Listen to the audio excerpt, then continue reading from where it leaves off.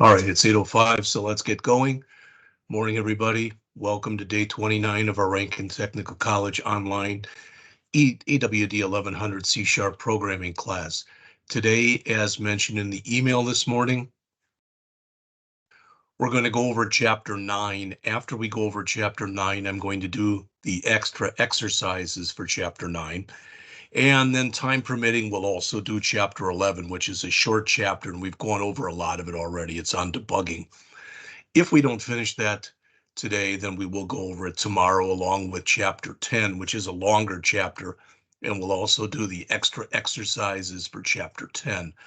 Friday will be our typical lab period. Again, no taping, no emails.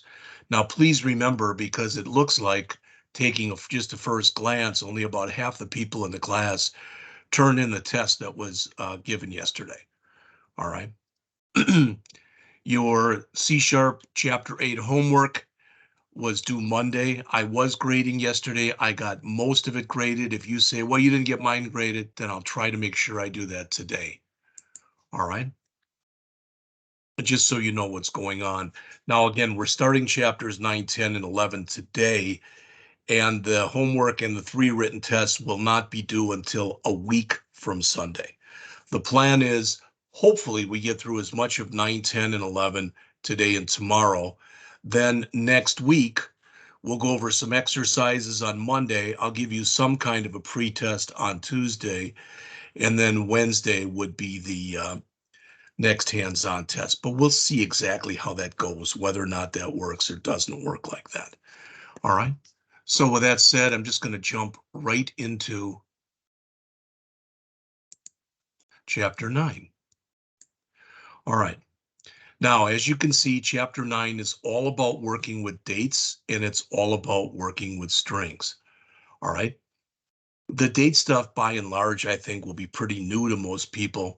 Some of the stuff in here with strings we've already gone over. I went over with you earlier in the semester, things like using interpolation with that $sign, etc., using parse and using try parse, etc. We've done a lot of that stuff already, so we will go over it, but hopefully at least that stuff we can go over fairly quickly. All right. Also, just so you know, for chapter 9, there's two problems you're supposed to do. All right. The first one is this calculate total. All right. You can see it right there, a fairly simple interface. And the other one is working with strings. And again, a fairly simple interface.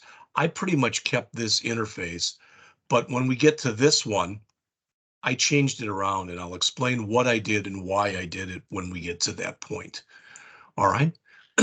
So again, working with dates and times, working with strings, and doing some more formatting with numbers. All right. So those are basically the 3 things that we want to talk about in this chapter. All right. Date time is a variable type, just so you know that. By default, when you create a date time variable, you get the current month, the current day, the current year, and the current time. And the time is hours, minutes, seconds, and even milliseconds, which are thousandths of a second. All right. So it says when you create a date time using the new keyword, you must always specify the year, month, and day. You can optionally specify the hours, minutes, seconds, and milliseconds. If you don't, it automatically defaults to midnight. And there's going to be examples of all that stuff in just a minute. You'll notice, as it says, you can also take a string value and run a datetime.parse or a datetime.tryparse on it. So this is just another example of us using that. All right. And that's what this chapter is going to be filled with, is a lot of different examples with this stuff. And I'm thinking about it. I don't even know. I'll let you know ahead of time. But on your next test, I don't even know. There's only one problem on your next test. I want you to know that. And it's more based on chapter 10 than it is on 9 and 11. But we'll talk about that stuff tomorrow. Okay. So there's a bunch of examples here. And as you can see, Here's an example. For example, here, a new date time, you're giving it the year, you're giving it the month, you're giving it the day. Most of the time when you do this, you can leave if there's a leading zero like this, you can leave it off. You can leave it off either on the month or on the day, off on either one, or you can add it. It really doesn't hurt to do it either way. So they show you a couple different ways. This again is going to give you what January 30th, 2023 at midnight. Here they've added a time. And you'll notice they just added 14 because it's military time, 15. So it's 2:15 p.m. All right. Here's an example where they've come in and they've done a parse where you can put it in as a string. What you're going to see too, down below, if you look a little further down where it says valid date formats, you can put these dates in a lot of different formats. And there are even other ones that are not shown there. Now, some other countries do things differently than the way they're done in the United States. Many countries where we say month, day, year, many countries say day, month, year. So it just depends on what you're working with. All right. Now, for what we're doing, of course, that's not even going to matter, but I just wanted to mention that to you regardless. So again, here's some of the valid date formats. Here's some of the valid time formats. All right. And I don't think there's really anything here. The only thing that's kind of interesting that you might find a little interesting is right here. And that is a date is stored as a 64-bit signed integer that represents the number of ticks that have elapsed since midnight, January 1st of the year one.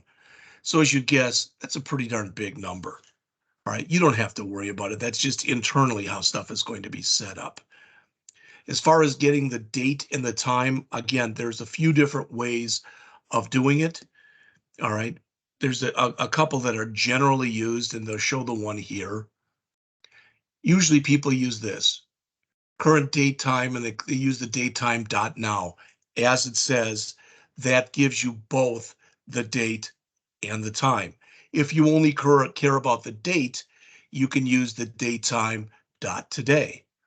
And after you do this, as shown right here, you can format this in a lot of different ways. And one thing I like about this book, and you may or may not agree, is typically they'll show you a chart like this, and then afterwards they'll show you a bunch of examples. All right. So again, unless you're told specifically to take something and format it in a certain way, unless you're told to do that, the way that you format it is up to you. All right. Now, there's other things that come into play here, and we'll get into that when we go through the example at the end of the chapter. Okay? All right, so as it says, now and today properties are static properties of the date-time structure. What the heck does that even mean? All right, now and today. Well, when you look, okay, it says datetime.today and datetime now, okay?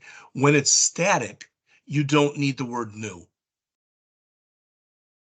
In other words, you don't need to create an instance of the date time class to do this directly. All right. The format that's used is going to depend on basically, don't even read that. It's going to depend on the time that's on your hard drive on the machine where you're running it. That's typically how the date and time is going to be set up. So for instance, on mine, Wednesday, February 21st, and it says it's 8:14. All right, AM. So again, you can tell we're running Central Daylight Time as an example. All right, getting information about dates and times. This is going to be one of the first times. You're going to hear this a lot more in the coming weeks, but a lot of the stuff that you're going to end up using with this, I'm going to make this nice and big, are going to be what are called get methods or set methods. All right. When you use get methods, they're also known as getters, and they're also known as accessors. All right. When you use a set, as you'd probably guess, they're also known as setters, and they're known as mutators. Well, the reason I'm mentioning this to you all right, is when you use set, you are changing a value. So if you want to be able to change the value of a date or change a time or something or set a time, all right, you're going to use the setters.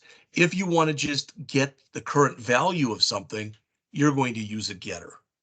All right. And they show you some of that. All right. Just so you know, but I just wanted to say that to you just so you see it. And again, let's take a look at a couple of examples. All right. So what they're saying in here, if you look, what do we have? 1, 2, 3, 4, 5, 6, 7, 8, 9, 10 different things. And you can grab any piece of those. All right. So you can grab just the date, or from the date, just the month, just the day, just the year, etc. Now, a couple things on this, unless it's changed, and I don't believe it has, but I think we'll even maybe see it down below here. But the day of the week, at least the way it's always been in the past, this one, all right, as it says, it's a member of the day of the week enumeration. Well, the reason that's important is Sunday is actually day 0. So rather than us going from 1 to 7, which is the way we would typically do it, Sunday to Saturday, it goes from 0 to 6. Are there ways around that? Sure there are. All right. You can always add 1 to it, etc. So there's a bunch of stuff that you can do with it. Now, one of the things that's, I don't know, depending on your point of view, it's either kind of nice or it's not kind of nice. Back in years ago when I used to teach this class, there was no is leap year function. In fact, I'd have students write their own. But now it's kind of nice because it's written for you. You can just call it and they show an example right down here. Datetime.is leap year, and you provide a year.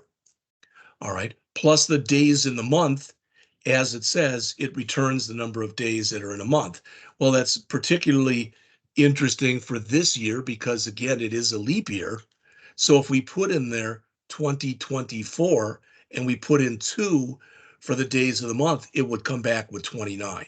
So it does account for there being, the extra day in a leap year. All right. Now they show some examples in here. I do want you to see this because, again, this is an example of an enumeration. This is not an enumeration that we made. It's one that C# created. Day of week is basically a system-defined data type. And it has in their values day of week dot Saturday, day of week dot Sunday, and the other 5 days of the week, as you would, pretty much think they would be. All right. So there are other things that can be used, is what I'm saying in there. All right. Performing operations on dates and times. There's really only 2 operations that make sense to perform on dates, and that's addition and subtraction. All right. Yes, as it says, you can add days, months, years, hours, minutes, seconds. All right. And if you notice, if you look down near the very bottom, there's an add in there. It says add and it says time span. We'll take a look at that, not at this moment, but time spans can be very useful when you're working with this stuff. All right. Also, what the example that we're going to work with at the end of the chapter is again going to be another one of these resort examples. But if we want to find the amount of days somebody stayed, I use the subtract method that's shown right there in order to do that. All right. Probably the ones that are used the most often here are going to be add days and subtract and add. All right. And add days, for instance, with a lot of companies, what you do is on the day an order comes in, or the day that an order is sent out, whatever, a lot of times you'll add 60 days or 90 days to that, and that's when the payment is due by. And for subtracting, it's just giving you the difference between a couple of dates. And again, as always, they give you a bunch of examples here for this. All right. And you'll notice, as it says, an if statement that uses the greater than operator, which you can use on date values. All right. And I've been asked, are those, so if they're date times, are they numeric? And the answer is kinda. All right. they're not really strings, they're not really numbers. They're their own type of variable. All right. So finally, at the bottom here, as it says, a time span value represents the time stored as a number of ticks. And you can use that with a lot of things that are in there. All right. As it says with date time, those are some of the things, the operations that you can use with that. All right. All right, let's jump into strings then. And probably I've mentioned this before, at least in the past, but if I haven't, I'm going to go out to learn. In fact, not even there. I'm just going to Google. I'm going to say C# date time class. And one of the things that should come up real close to the beginning is what you see in the learn.microsoft.com. All right. Typically, another one that'll come up very quickly is C#corner.com. They've got a lot of really nice stuff in there because more so than like learn.microsoft.com, typically with C#corner.com, they have a lot of examples that they give. But these are two of the things that are going to come up. So again, with date time, if you want more than I've given you, again, as it shows, there's some constructors, some fields, some properties. Properties are what we'll get into when we get into chapter 12 and some of the methods that you can use. You can notice in here, we didn't go over all of them, and not all of them were shown in your book. All right, there's quite a few more. And in much the same way here, if I go in and I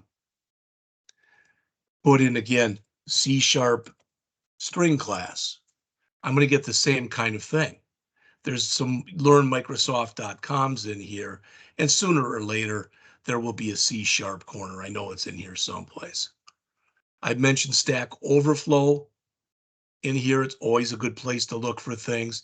And again, notice for strings, there's a programming guide and the class. The class is always a good place to start because before you go out and basically write something on your own, it's always a good thing to come in here and take a look and see what's already in there. So you're not, as the saying goes, so you're not reinventing the wheel. All right. So as it says, many types of programs require that you work with characters within strings. Yeah, we've already been doing a lot of that. So some of the members that are in the string class are shown on the following page here. All right, some of these we've looked at already. I do want you to understand something, and this may sound simple, and we may have done things like this before, but I want you to see this anyway. All right, I'm going to come in here and do this. All right, if I come in here and I write the following, I'm going to just say string greeting equals hello world. All right, something like that. Okay, it is totally possible, plausible, etc., for you to work with this as an array.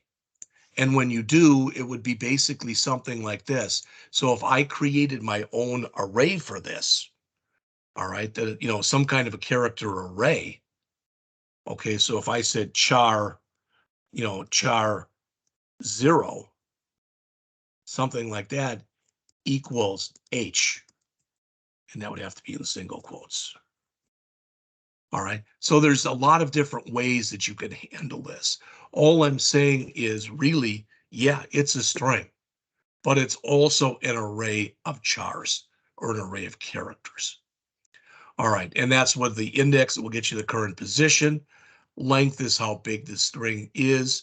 Most of the stuff that's in here, at least hopefully, makes some sense. Does it start with something? Does it end with something? All right. Here, the index of allows you to search for the first occurrence of something. And if it doesn't find it, it's going to return -1.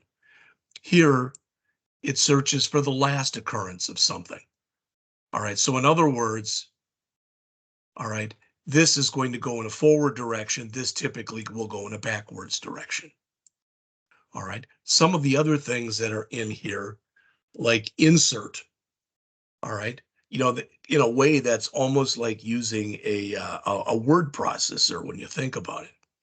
Pad left and pad right. Maybe you've seen this kind of thing before where, as an example, let me get rid of that. Instead of getting, let's say you get a check and the check is for $1.81. So you might see something like this. Because what they've done right there is they've done a left padding using asterisks. So you can't go in there and try to change whatever comes before that. All right. You can pad to the left, pad to the right. All right. As it says, you can remove part of a string. All right. Why might you want to do that? Well, as an example, if you've got a string with a bunch of names in it and it's got the entire name, maybe you just want to pull out of there the first name. All right. So you could remove and go up to, they've got count in here, but you could go and remove basically up to when you found your first space, and that would be first names type of thing. Replace substring is an interesting one that's used a lot, and that says, does a string, all right, if you've got a big string, does it hold part of another string? Okay, if you wanted, for example, to go through, let's say, the Declaration of Independence, don't ask me why, and you wanted to find the word the, and see how many times it was in there, you could use something like that. The two lower, the two upper, and the trim, we've used quite a bit in here. All right. The split, we've started to use. This one here is interesting, and let me just show you. All right. Some of you have actually been very enterprising in this class, and you've been using this one yourselves, even though we haven't really gone over it yet. And that is, we've done stuff like this semester, where we've said, let's say, string input str equals, make this bigger. And we've said something like, I said something like this, txt first name dot text dot trim, something like that. And then we've said if input str equal nothing, which is totally fine to do. There's absolutely nothing wrong with doing that. But we could have also said if is null or empty input str. You'll notice it's a few more keystrokes, but it's doing the same thing. It's calling a built-in C# method called is null or empty. And as it says there, it returns a Boolean value that indicates whether or not the string is null or it holds the empty string. So they're both going to work the same way. The advantage, if you'd call it with this one, is really what this one does is it says this.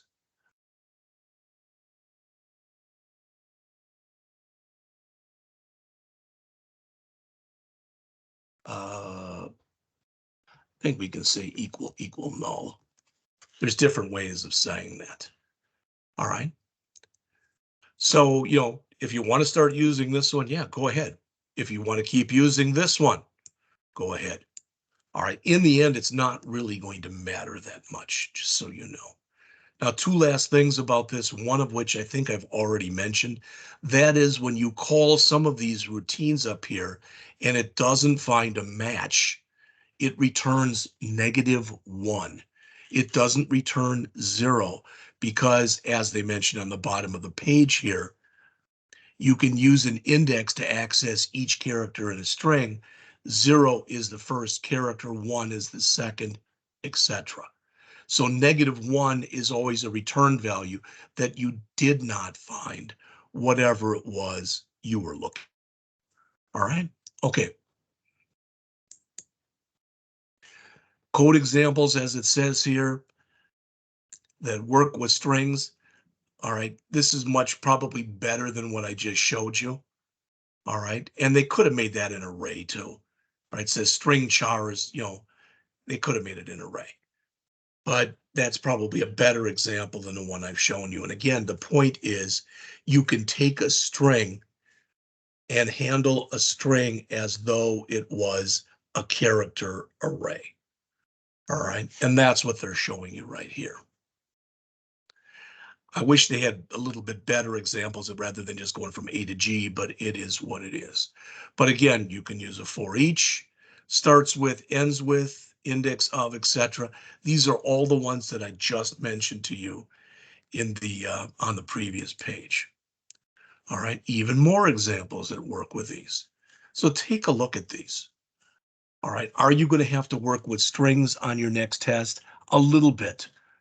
All right, not nearly to the extent that they show right here, but it's a real nice thing for you to have.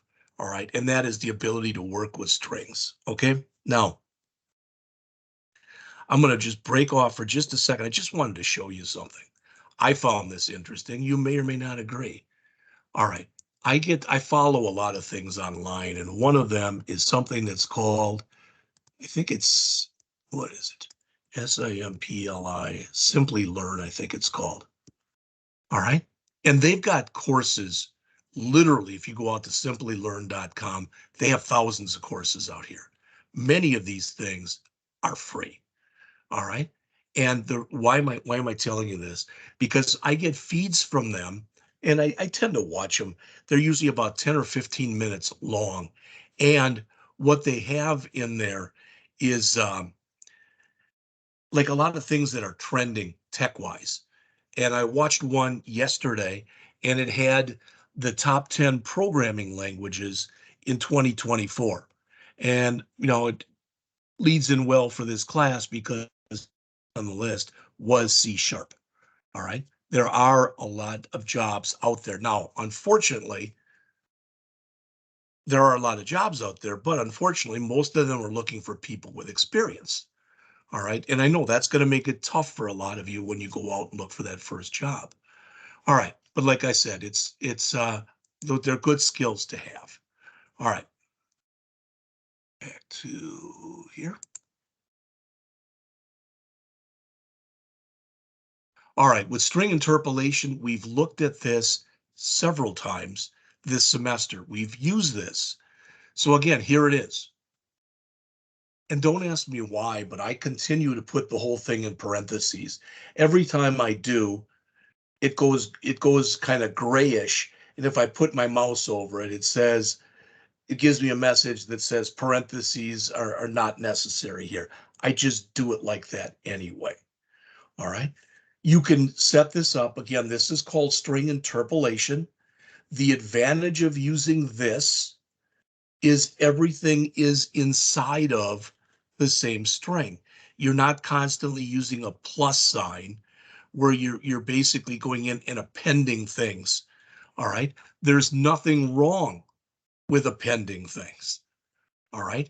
It's not that this way is so much better or worse. This is just another way of doing it. And many programming languages, even JavaScript, for example. So those of you who this summer will be taking the AWD1000 class, you'll learn more about string interpolation or how to use it there too. It's almost identical to the way it's used here. All right. So here's an advantage. Again, you can combine both strings and variables into the same string. All right. The constant, I'm not even going to worry about this. These are 10 and 11, and that's fine. All right. So it says, in addition to using the plus operator to join a string with another string, C# 6.0 introduced interpolated strings. The $ followed by a string literal inside of double quotes that contains one or more interpolated expressions. Each one of those expressions must be put, their variables. So each one of those must be put inside of curly braces. In addition, if you want to format one of those inside of the curly braces, all right, so if you had something that was called, I don't know, salary, and you wanted to put it in curly braces and you wanted it to be formatted for currency, you'd say salary : C, either an uppercase C or a lowercase c inside of the parentheses. Okay. All right. Parse and try parse We've dealt with these for quite a while. There is a difference between these two, a major difference. You use parse when you've got a very, very high degree of certainty, usually 100%, that you're trying to convert will successfully convert. So maybe you've already tested it up above, all right? And now with try parse, it's something that you are trying to do, meaning it could fail. All right. We haven't used parse that much in here really. And there's more than one way of doing it. All right. There's like a decimal dot parse. There's also like a convert to decimal that you can use.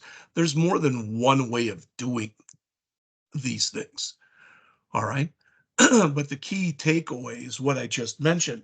And that's the fact that when you are working with parse,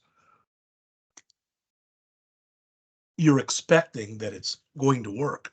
Try parse, you're hoping that it's going to work. All right. When you do this, as it says, there's a number styles enumeration. Why would you ever want to use this?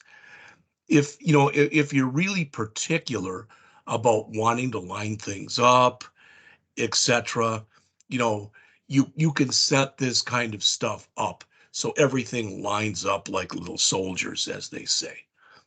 All right. Typically, with what we've been doing, that's going to be enough. In other words, if you want something to be currency, and for example, if we use .toString, we put in the parentheses double quote C double quote. If you want something to be numeric with 2 decimal places, double quote N2 double quote. If you want it to be numeric with no decimal places, you can just say double quote N double quote. And finally, if you want something to be if you want something to be in a percentage, okay, it's going to be double quote P double quote type of thing. All right. Okay, the next one, this is kind of interesting. And I'm going to mention something. I'm going to show you something here real quick. And you might say, do we have to know this? And again, the answer is no, you don't have to know this. But I just wanted to show you something that if I do this, so I'm sitting there and I'm writing some code.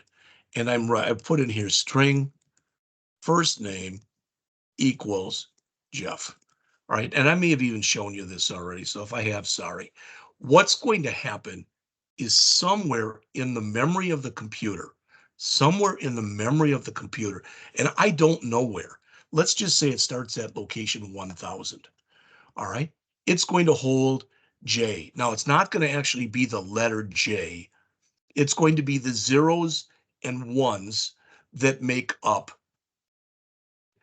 J, whatever that happens to be. I don't care what it is. Then at 1001, it's going to hold E. Then at 1002, it's going to hold F and then F, as you'd guess. All right. But when you do this, when you do that, that string is known as being immutable. You can't change it. Wait a minute, you can change it. Yes, you can, but I want to explain what I mean by that. Let's imagine that it's later on in my code and they ask for my full name. So I come back and I say this, first name equal Jeffrey.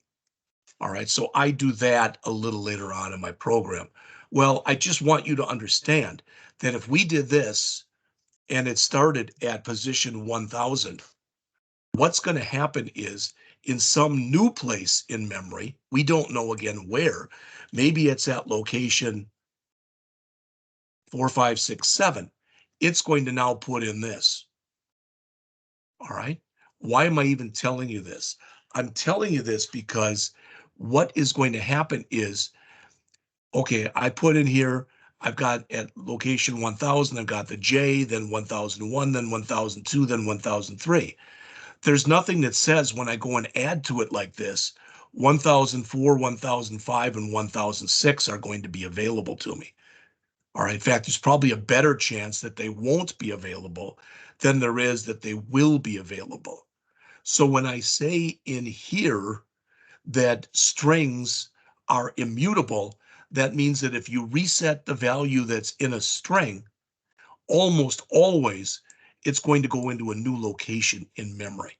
That's the immutableness in it. All right. So who cares? All right. Well, you've seen stuff like this before where we've come in and I'll just say, how about this? String full name equal something like that. Totally fine to do. But what if I want to build that? So let's say that I'm writing a GUI program. I'm writing a graphical user interface program where I've got this in one first name, this in one text box called middle initial, and this in one text box that's called last name. All right. Well, I could just do something like this. I could say string full name equal txt first name dot text plus a blank space plus, put it over a couple lines here, txt middle init dot text plus, and then a blank space,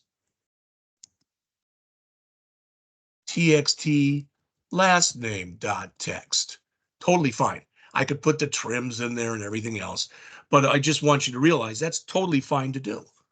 Or I could come in and use string interpolation and say string full name. Now this would all be put on one line, but I'm going to put it on multiple lines because I'm going to run out of room otherwise. So I could just say here equal the $sign, double quote, txt first name dot text, then a space. Again, this would all be on the same line. txt middle init dot text, a blank space, and txt last name dot text. Oops. All right, again, it would all be on the same line, okay? And that would be fine too. But there's yet another way this can be done. All right, as I mentioned before, this stuff, when you create a string, by default, a string is mutable. But you can also create something, I'm sorry, a string is immutable, meaning it can't be changed. You can use what's called a string builder to combine things together. And a string builder, unlike a string builder is mutable. As it says, you can add things to it, delete things from it, modify things in it. But before you use the string builder, you typically have to take whatever you had in your string builder variable and you convert it into a string by using the .toString method. All right. So if you need to build something incrementally and you're not sure of the size, all right, you can use this. Now, it's kind of like, when you think about this, it's kind of like when we were working with arrays, and I told you how arrays were early binded, and I said the size of an array could not change. The contents of an array can change, but not the size. And then we got into lists, where lists, you could change the size of it because it's late binded or set at runtime as opposed to being early binded and set at compile time. There's a parallel here where strings are kind of like arrays and string builders are kind of like lists. All right. And here's some of the things that you can use with them. All right. Do you have to use these? No. Can you base in virtually 100% of the time? You can do what's done using a string builder, and you can do it by just combining a bunch of strings together. But this is just another way that it can be done. Just like with lists, if you don't give it a size, it defaults to 16, but you can give it a size. Once it reaches that size, it doubles. All right. So as it says here, unlike string objects, string builder objects are mutable, meaning they can be changed. All right. As it says, the capacity is the amount of memory that's allocated, and it'll increase automatically whenever necessary. All right. So if you use these, you're going to get added to the top of your program a using statement, which will say using system.txt. All right. All right. I think this is about the last thing in the chapter here. It's going a little faster than I thought it would, which is fine. But it's on formatting numbers, dates, and times. Now, with numbers, we've looked at a lot of this stuff already, but not all of it. All right. So we used N. We didn't use M. Notice as it says, an integer that indicates the width of the formatted value. If you use M and make it negative, the value will be left justified. If it's positive, it'll be right justified. I don't think I have ever used that in all my years writing any C or C++ or C# code. I don't think I've ever used that. N, yes. All right. The standard numeric formatting codes, the ones that we've used in here, again, are the top ones for currency. Notice if you use an integer, it's not I, it's D, and that stands for decimal integer. All right. E is if you're working in scientific notation. F I don't ever use. All right, because N does the same thing. Plus N, as it says, puts the thousand separator in there. In other words, it puts the commas and stuff in there for you. And P for percentages. All right, you can even build your own custom numeric formatting code. All right, and what the heck does that mean? Well, when you look at this example, for example, right here, you've got the pound sign, comma, pound, 0.00. What the pound sign means is show a number if there is one, and if there's not one, don't show it. So in other words, with the example they show here, it's going to put in, because there is a first number, 1, comma, 234.56. If that had been just, let's say, 0.56 as an example, it wouldn't have shown a thousands or a hundreds or a tens or a ones type of an idea. Typically, when you use this, it's because you want to go in and build what's called your own format mask. In other words, if you want to make sure that every number has a 0 at the beginning, if it's a number less than 1, all right, or something like that, it's how it's used. There are a lot of other programming languages, Java, for example, where you use this, I think, more often than you do here, if you want to create one of these input masks. All right.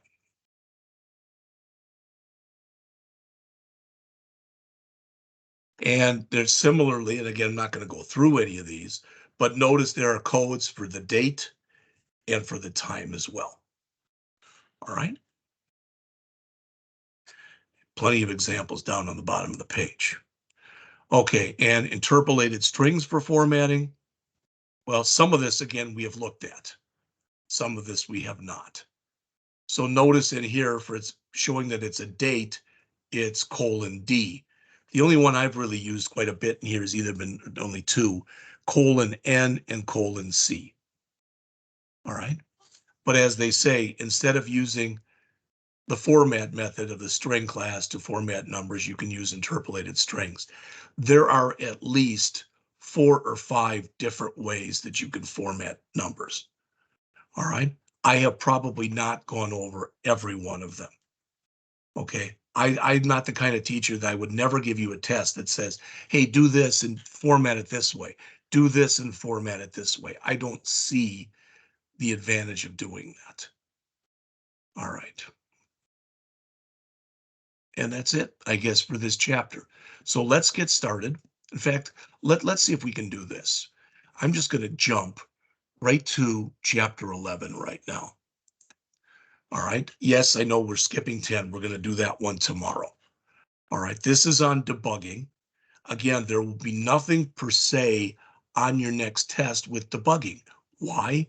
You've been using debugging all semester.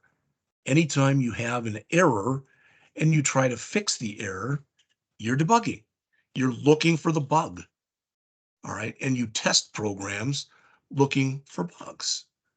All right. So as you can see, this is a short chapter. There are some basic debugging techniques, and we'll talk about them in a minute, and the use of the different debugging windows. Do I know what all these are? The answer is yes. Do I use all of them? The answer is no. There's a lot of different ways that you can debug. All right. Last semester, those of you who were in the AWD1000 class, we used alerts sometimes for debugging. Sometimes we did a console dot something. We used the console for debugging. And it's similar in here. And what I mean is you can use some of the debugging windows that are available in here, and or you can use things like just writing message boxes to print out the values of things to see if it's working or not working. All right. So again, basic debugging techniques and how to use the different debugging windows. All right. The first one is break mode. Really, when you look at it, put this on the screen here. If I'm sitting there and I am writing a program, okay, so I'm putting code into the editor. I'm in what's called design mode. Okay. When I run my program, I'm in what's called run mode. All right. But there's another one in here. Whoops. And that one is referred to as break mode. Those are really, as far as I know, the three modes that you can be in while you're in the editor. So if you're in design mode, the program is not running, but you're able to go in and add code, change code, delete code, etc. When you click that green arrow that we've been doing for virtually all semester, you go into run mode. Now, if you go into run mode, and as an example, if you go in and I've got, let's just say I had this. You've seen this kind of example before, where I say int x equal 45, int y equals 0.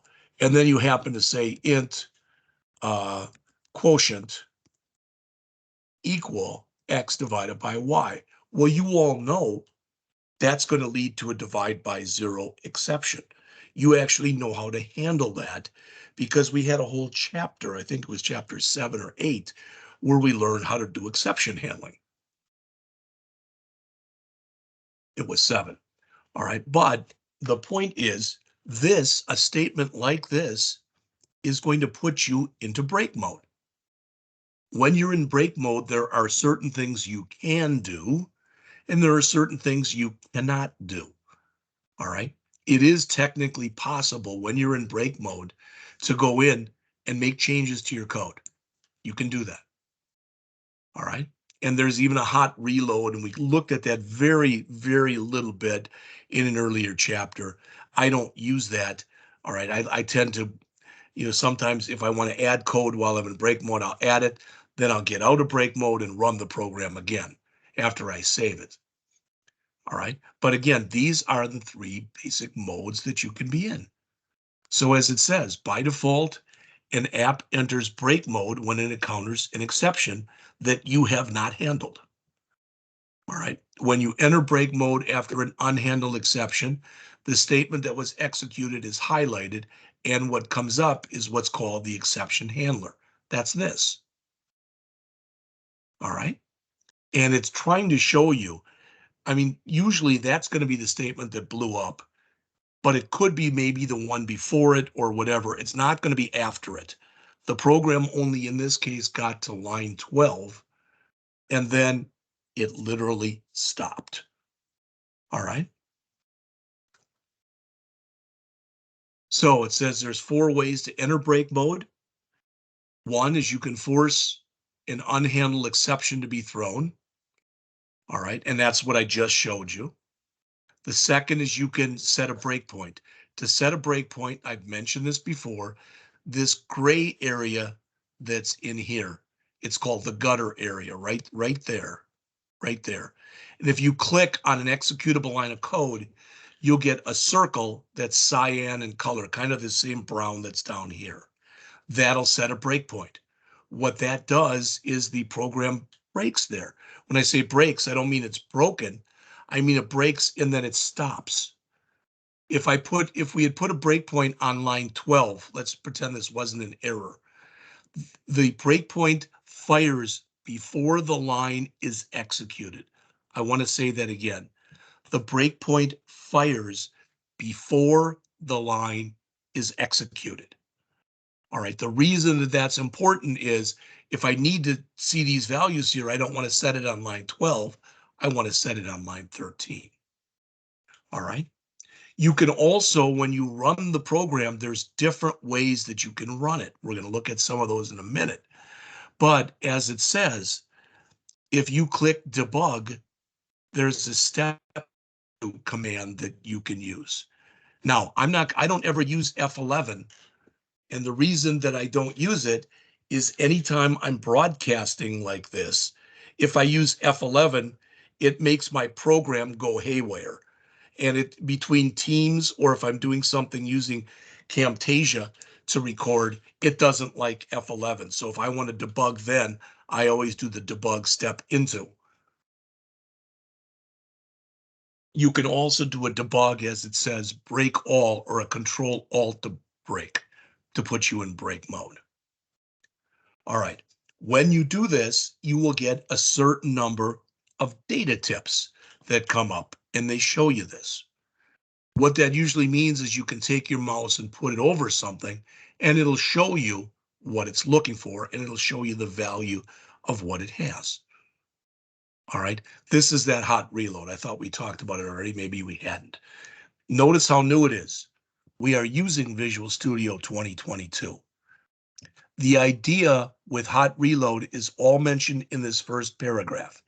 It allows you to make changes to an app and apply them while the app is running. This would be particularly important if you were running, let's say, a commercial application that was thousands of lines long, not like the ones we're writing, which at most are hundreds of lines long. I still think it's easier for us to get out of break mode, make your changes, save your changes, and then run it again. But this can be used as well. All right. As it says, it's based on the edit and continue feature available in earlier versions of Visual Studio, allowing you to make changes while in break mode and then continue running the app. All right. But it says in contrast to that, you can use hot reload at any time the program is executing by simply switching to Visual Studio. All right, it says then you can make the code changes you want, save them, and click the hot reload button because, again, the advantage there is the program never stops running. What you kind of do is you suspend it, even though it's still running, you suspend it while you're making your changes and saving it, and then clicking hot reload lets it start up again. All right, so again, it's something that can be used.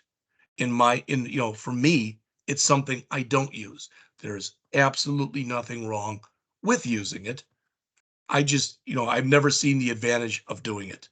Now, when you do this, there's going to be some changes that you make that are so major in nature, all right, that you're going to get, as it says, a dialogue like this. All right, that says we can't do this in hot reload. If you check the button here, as it says, it'll automatically do a rebuild for you in that case. All right, and a build basically is what happens. One of the things that happens when you click that green arrow that we do to run the program, it builds it first. All right. Breakpoints we've already talked about. In fact, let me just bring up something. I'll bring up, let's see, grab something from here.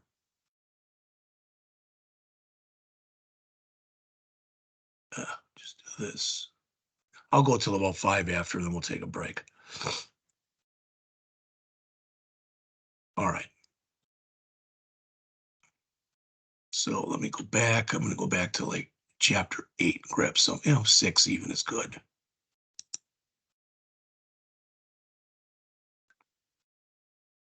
Get rid of that. Come on. All right. So if we have something like this, okay, and I come back in here to our code window, this was one of those simple calculators that we built back in chapter 6. All right. And I'm going to come in and let's see.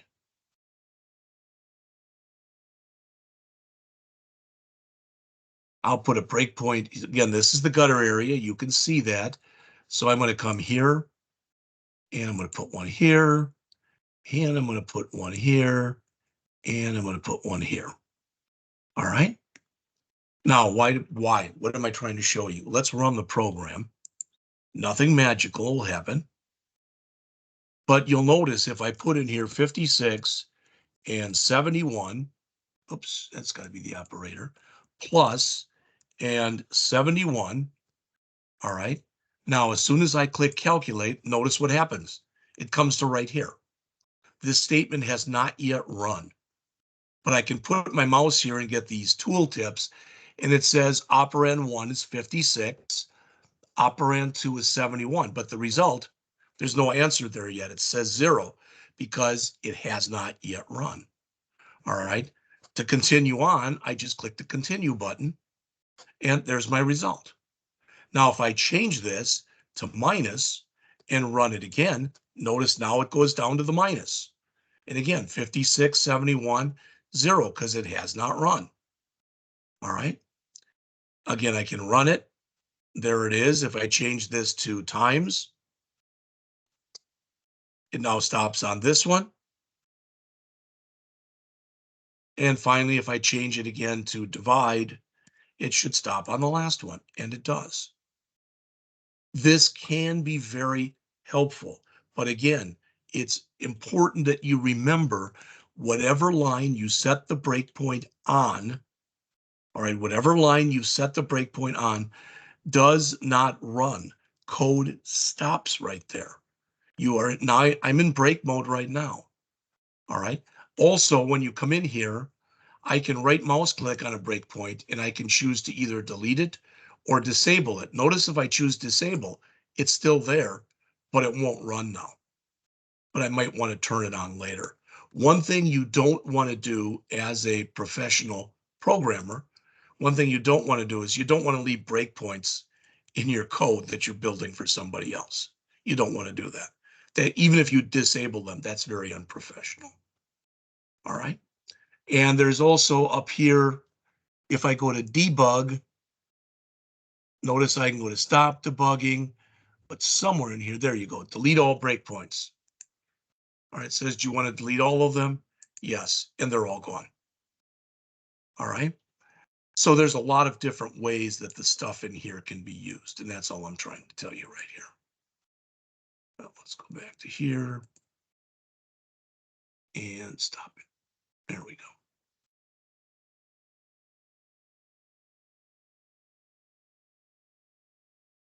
All right, so I think we talked breakpoints up enough. It says you can also press the F9 function key to insert one on a line. I didn't even know that because I don't use that. I showed you the debug Windows breakpoint. All right. Once you're in break mode, as it says, we'll take a break right after this. There are different things that you are able to do. As it says, to how to control the execution. And they give you some of the commands, or the major commands are shown here on the next page. It's a little confusing, but they're saying you can either run this from the menu, you can run this from the menu where they've got the icons, or you can do this from the keyboard. All right. So we've always been doing this all semester, at least I have.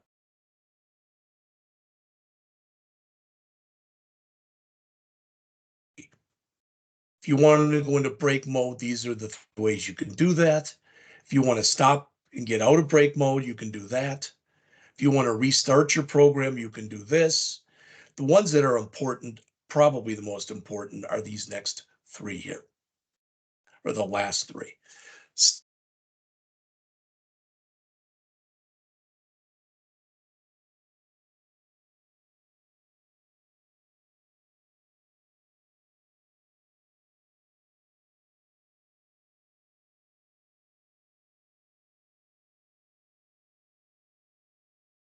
All right, I just very quickly want to show you this, and that is if I come back out here, all right, and this is where we were before. I'm not going to hit F11 because, like I said, it doesn't work well with the software I'm using. But if I go in here and I go into debug, and under debug, I choose step into that. Now I'm starting to run the program. This is actually what happens when you run the program. It goes over to your main. All right. And I can come in and keep doing that. So I can do another debug F11. Now it does this line, another debug F11, etc. And I can keep doing that. You'll notice once we get to the next line here, all right, we run that. Okay. Once we get to that point where we do that, all right, now you can see where it's jumping to. All right. It was in our main and now it's jumping into the form itself. But if you ever wanted to see what's happening line by line in your program, it's kind of an interesting way of doing it, at least in my opinion. All right. So they do show you on here. There's also this in the code editor shortcut menu. This can be very important. Run to cursor means you want to run your program, but once it hits that line, all right, you want it to stop. It's kind of like putting a breakpoint right there. Pretty much is the same thing. All right. So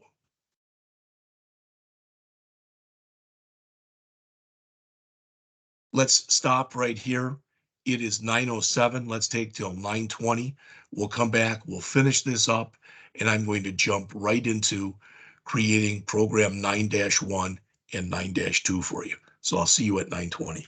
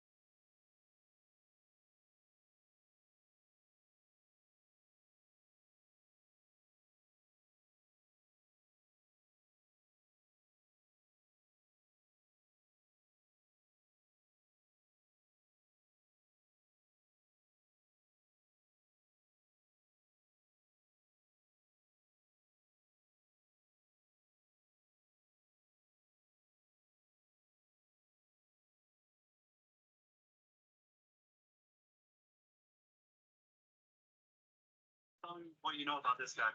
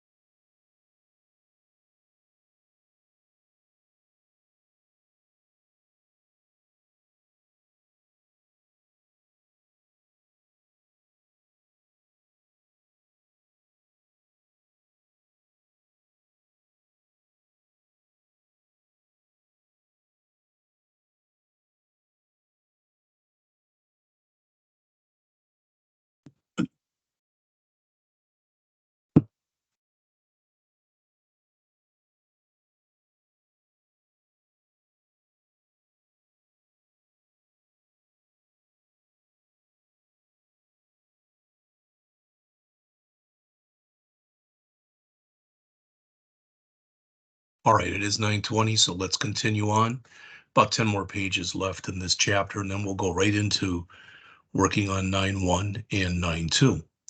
All right, so the next part, as it says, is on how to use the debugging windows, and you'll notice that there are about 6 of them, 5 or 6. There's the locals window, the autos window, the watch window, the immediate window, and the output window.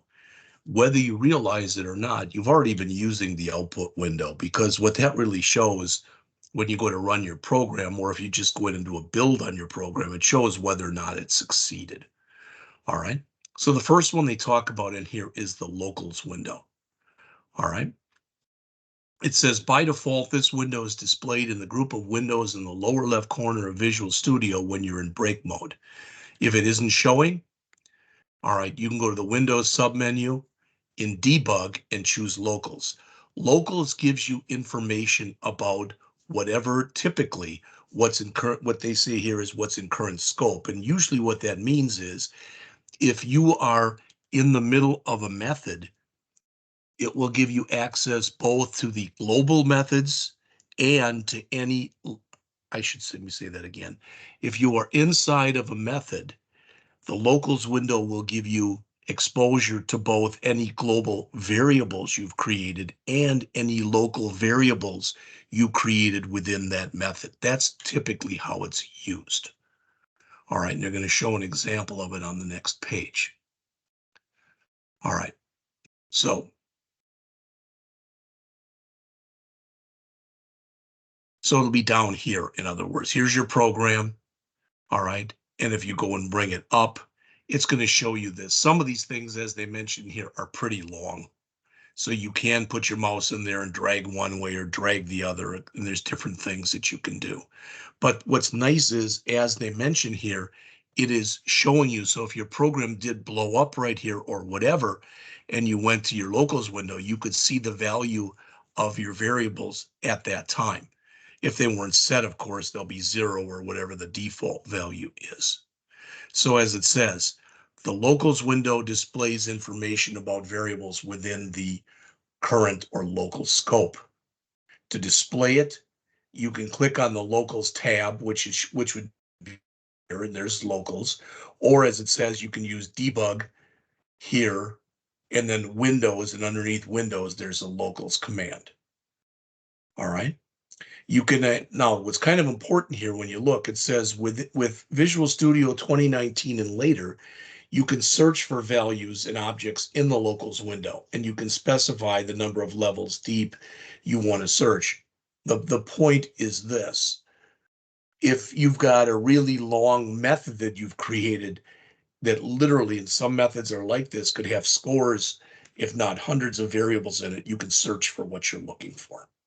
All right, and I jumped over the autos, which was on the previous page. So let's go back to that.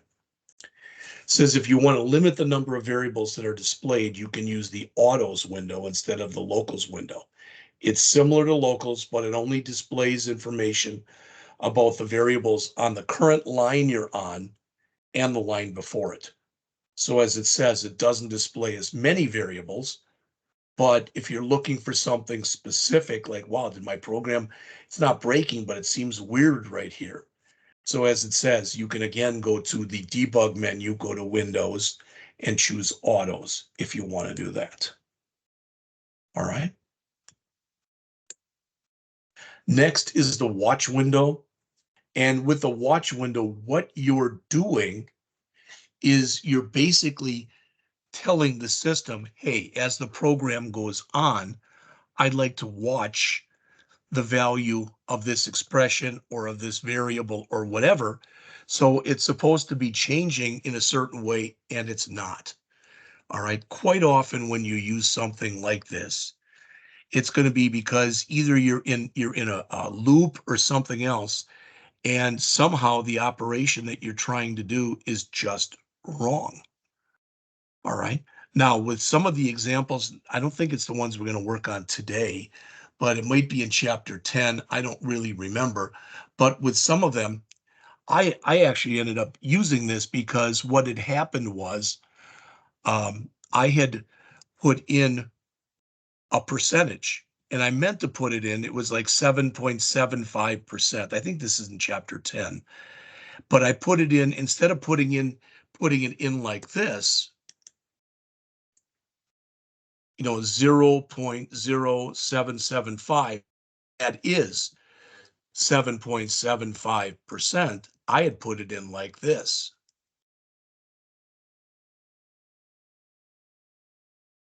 All right, which as you can tell is wrong because it's going to multiply that by 100.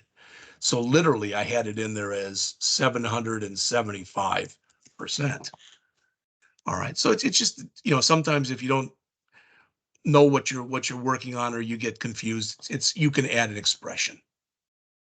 All right, and that's what they're talking about in here. Some of these you might use a lot. Some of these you might literally almost never use. It, as the saying goes, it just depends. All right, so as it says, it lets you view the values of watch expressions while the app is in break mode. All right, so there will be a watch that's down there that you can click on it and then set it. The immediate window, this one's kind of for lack of better words. It's kind of a weird one. All right. It's over here. And what's kind of neat about it, all right, again, as it says, you can click on the immediate window tab or do a debug Windows immediate. It's going to open this up. If you put a question mark and you put the name of any variable, it'll give you the value of that variable at that time, regardless of where you are in the program.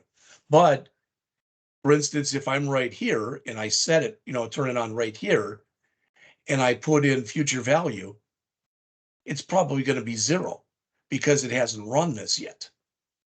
All right. But there's a lot of different ways this can be used. You can even actually write statements in here. So you can say question mark, if for some reason you wanted to know, as an example, what's 56 times 12? You could say question mark 56 asterisk 12 and hit enter, and it would come back in here and say 672. So it can be used. Typically, the way it's used is the first thing I gave you, and that is you put a question mark in, followed by the name of a variable, and it'll show you the current value of that variable. That's usually how it's used. All right. Now it says you can also enter lambda expressions in there. We haven't hit on those yet, so we will shortly. All right. How to use the output window to view project information. Again, that looks like this. So if you go in and instead of clicking here and clicking on the where it says here, to basically run the program, maybe you don't want to run it yet, but what you want to see if, hey, so far with what I've written, okay, it's not showing me any errors, so I think it should compile. Don't run it, but see if it compiles. So you can click build and then tell it to either build the solution or rebuild the solution, and the results will show down here. In fact, the results will look like this. Typically, what you want to see is what's shown right here is build, 1 succeeded, 0 failed. All right. But there's other information that it can bring up too, that it's letting you know not only the files that you've created and worked on, but some of the system files that are in there, exactly what's happening with them. All right. When you look right here, if you can see this, it says exception thrown, system format exception in here. The input string $sign was not in the correct format. What does that mean? That means that in here someplace, probably right there, you were trying to use the value of a text box, and that text box had been formatted to currency, and it was trying to go and convert it into an integer. It found the $sign and it blew up. All right. So again, it's just another little helper that you can use with the debug Windows output command. All right. You can, as it says, write data out there too. All right. Why would you want to do that? Well, let's say that I want to be able to run a certain amount of code multiple times and provide it with different values or whatever. You can use write and write line. Well, those are statements that you typically would use in a console app, but you can put them in a GUI app and have stuff print to your output window. Okay. This I've never used. As it says, it's called the visualizer. You can use it to view strings and collections. All right. And if you come in here and you find something like this and you click on the view that's right there, it'll show you different ways that you can look at it.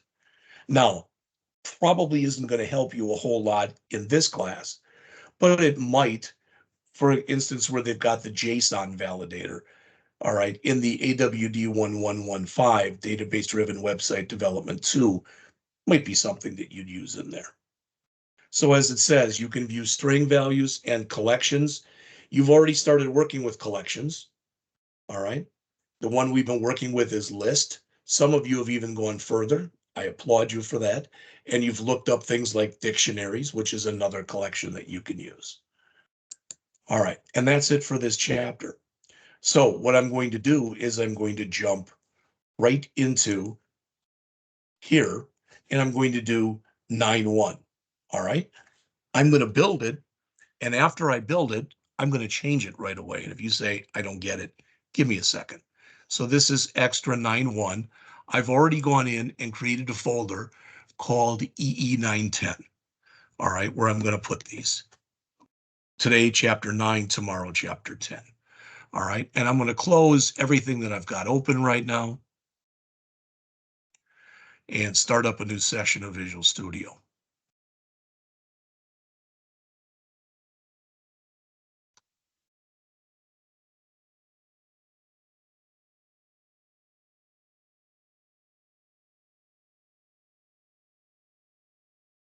All right, and we'll create a new project. It again will be a Windows Forms app.NET framework. I'm just going to call this one EE9-1, Extra Exercises Chapter 9-1, and I'm going to put it into a solution name called EE9-10 because it's going to have chapter 9 and chapter 10 stuff. And I'll put it in the folder that is called EE9-10. All right, so again, the project name will be EE9-1. The location will be on my desktop in an EE9-10 folder, and the solution name will be EE9-10 as well. All right, and create. All right, I'm going to make this a little bit bigger, about like that. That should be good. And I'm going to move this over. I like to do that so now I can look at everything and I can drag this over and do whatever I want to do here. Sorry, thought I had my phone off and evidently I don't. I got to let that ring through. Sorry. All right. So I want to come in here and let's immediately change the name of our form. We'll rename it FRM EE9-1. All right. So that's first thing I'm going to do is just immediately change that. And I'm also going to come down here and I don't know what they tell us to name it here, just reservations, but I like to do a better job than that. So I'm going to do the same kind of thing down here in my text. I'm just going to say, I don't know, I'll say reservations dash extra exercises 9-1. Okay. And let's change the color, background color of this, and then we'll get started on it right away. All right. So the first thing I'm going to do, as I oftentimes do in here, is I'm going to come in and I'm going to add my 3 buttons. I'm going to have my calculate, my clear, and my exit down at the bottom here.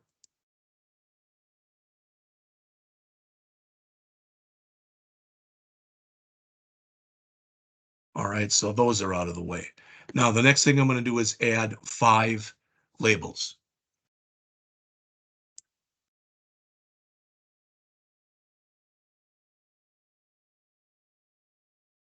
Make them darker, and I'm going to change the background color on them to white. And I'll set the auto size to false.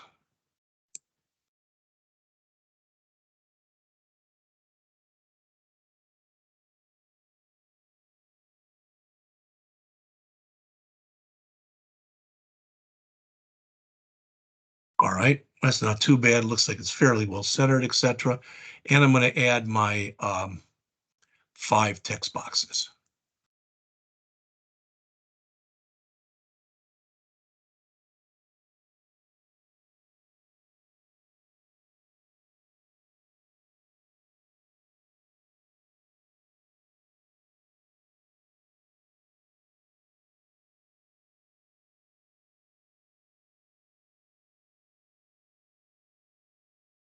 All right.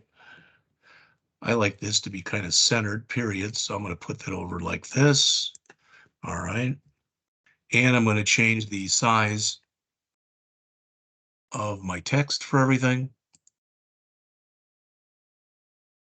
And there's my interface. All right. That's pretty much what they have shown in the book. All right. Or in our PDF, I should say. But when you look at this, it pretty much looks the way that it looks here. Right. In fact, let's see if we can show them both here.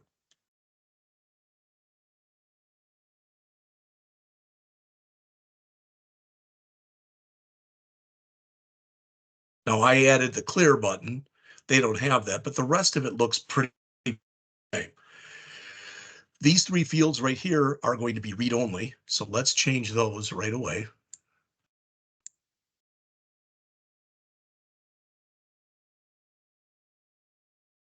And now I'm going to change something that is not in your book or in your PDF. I'm going to get rid of these two. Okay. Why? Because there's a control I'd rather use here that is called a date time picker. You may have seen these already. If you've ever gone, and for example, if you've ever gone and filled out something where you've gone to a doctor's office or whatever, and you set an appointment or you set it online, this is probably what you used. And I'm going to put another one here. Now, I don't know if I can change the text size on this, but I'm going to try anyway. It looks like I can. So again, I'll make it 20, bold, and Arial as I always do. Okay, it didn't change the size here. All right. But what you will notice is now I haven't named anything. I haven't done anything yet. But what you'll notice is when I run this, what comes up. All right. That's what I like. All right. Do you have to do it that way? No. I mean, you could have done it using what they showed in the book. Right. I just decided to do it and go and do it a different way. All right. So let's go in as I always do here. I'm going to center these.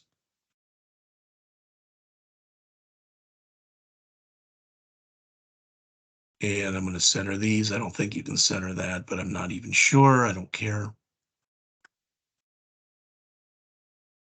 All right. So that's pretty much my interface. I should be able to lock it into place now.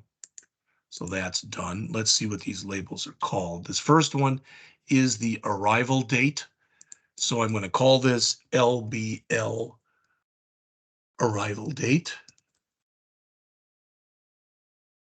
And we'll put here arrival date. I may have to make these a little bit wider.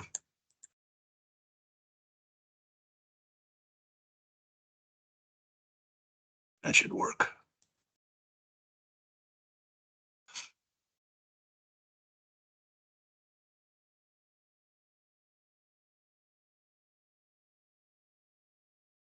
All right. So this is a date time picker, and I start my date time picker with DTP, DTP for date time picker, arrival date. All right, and this one is the departure date. So again, LBL departure date. It'll say departure date.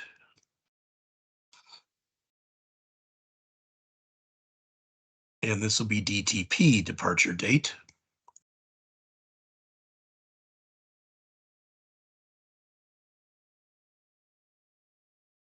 All right. And this one is number of nights.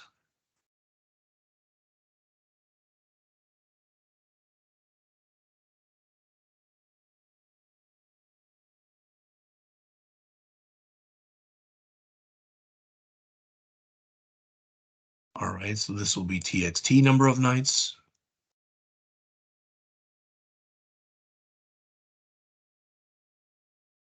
This is total price.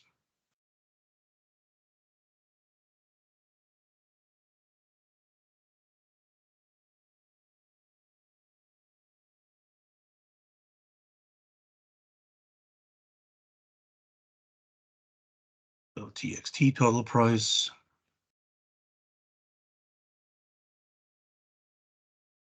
And this is average price per night.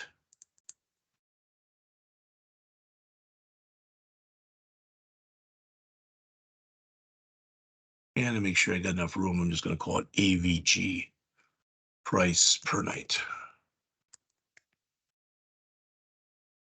Still didn't have enough room, so let's make these a little wider.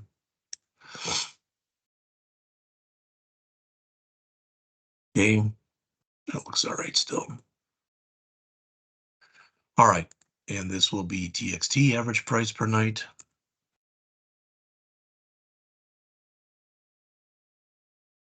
All right, and then finally our three buttons at the bottom that we always have.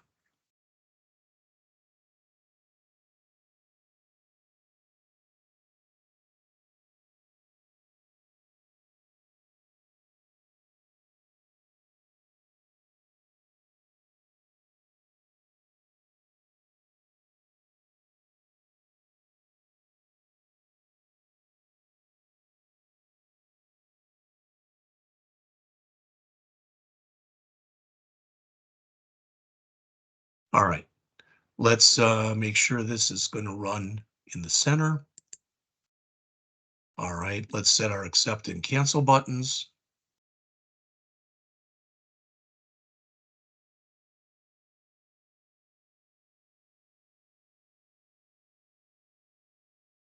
And finally, let's set our tab order.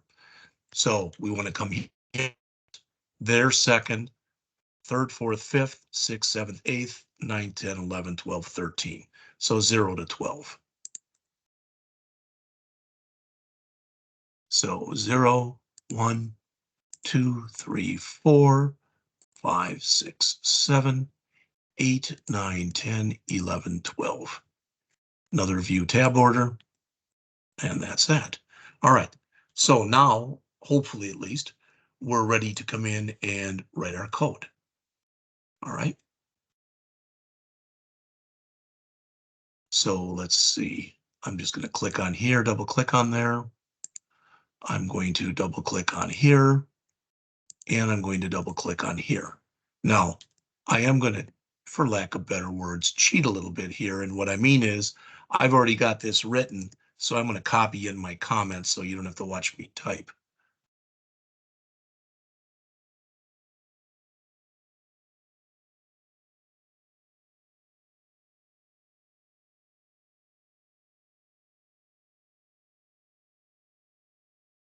And you'll notice it's a pretty big comment because there's a lot of stuff that we are asked to do here.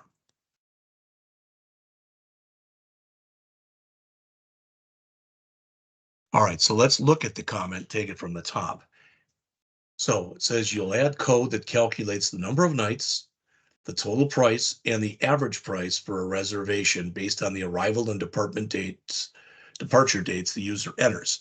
So we've done this already. I just reworded this. We created the GUI. Now, when we first do this, we're going to do this in sections. We're going to do steps 1, 2, and 3, then 4, 5, and 6, then 7 through 12. The reason I'm telling you that is when we first do this, this isn't going to make a lot of sense. Okay? Because everything is going to cost the same amount. All right. So modify the click event for the calculate button so it gets the arrival and the departure dates the user enters. We'll do that in a moment. Then calculate the number of days between those dates. Calculate the total price based on the price per night of 120. So we're assuming every night it's $120 every night. All right, that's going to change when we get down into the next part. So when we calculate the average price per night when we start, all right, when we start this, it's going to literally just be 120 bucks. Then we'll test the app again. At this point, as it says, it'll only be 20 bucks. Then we're going to go down and change it so that if you're there on a Friday or a Saturday, it's $150 a night. If you're there Monday through Thursday, it's $120 a night. And we'll do this with it that they have right here, and we'll test it. Finally, we'll add some validation.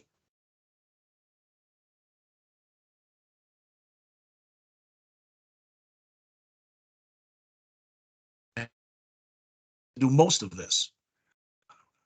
I'm not going to have to do most of this. And what I mean is date time. Since I made this a date time picker, it's automatically a date time.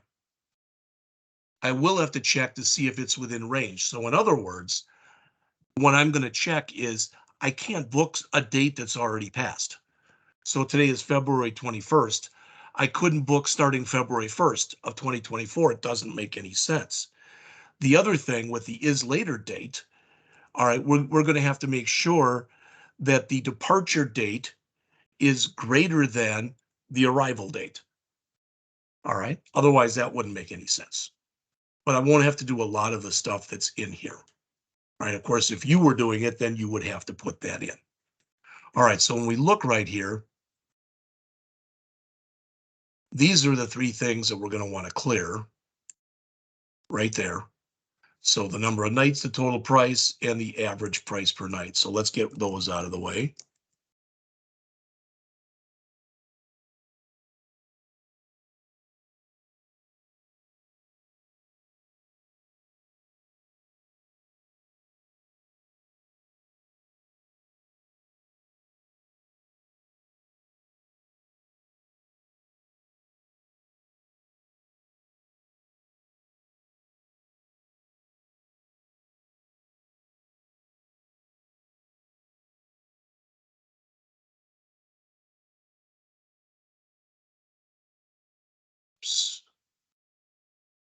We should be able to go in and test that one right away just to be sure it works. And actually, these are read only, so we're not going to be able to really test it anyway. So we'll worry about that later. All right, but that looks fine. All right. For our exit, I'm going to come and just grab what I've been using almost all semester in here.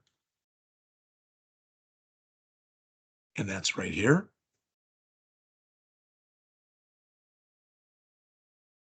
All right, so let's make sure we haven't broken anything. All right, so again, I can come in here and just put anything I want in here. It doesn't matter. We haven't checked that yet. All right, but again, these are read only. I do put my mouse right here and click clear. It goes back to there. Okay, that's good. In fact, I don't even need to set a focus here because these are read only anyway. I can get rid of that line. And exit should be working as well. Okay, so on this, I don't need to set this. I probably could set the focus to the first date time picker. I don't even know if you can set focus to a date time picker.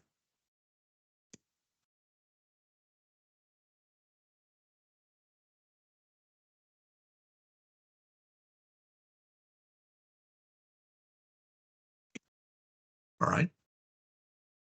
And I come in and I press clear. I'm going to come down to here. Yeah, and I'm back there. Okay, that's fine. All right. So let's start writing the actual calculate code. All right. So what I'm going to do in here is I'm going to start by coming up to the top. You've seen this many, many times. All right. And I'm going to declare and initialize. I'm going to eventually, I'm going to have two program constants. For now, I'm just going to have one. And I'll just call it price per night. And we'll set that equal to 120 M or 0.00 M. It doesn't matter. Okay. So I've got that. Okay. So the next thing that I'm supposed to do, I'm going to copy this comment in here. Where is it? I'm going to copy this. I'll get rid of it if I have to, but I want to copy it down here into my calculate.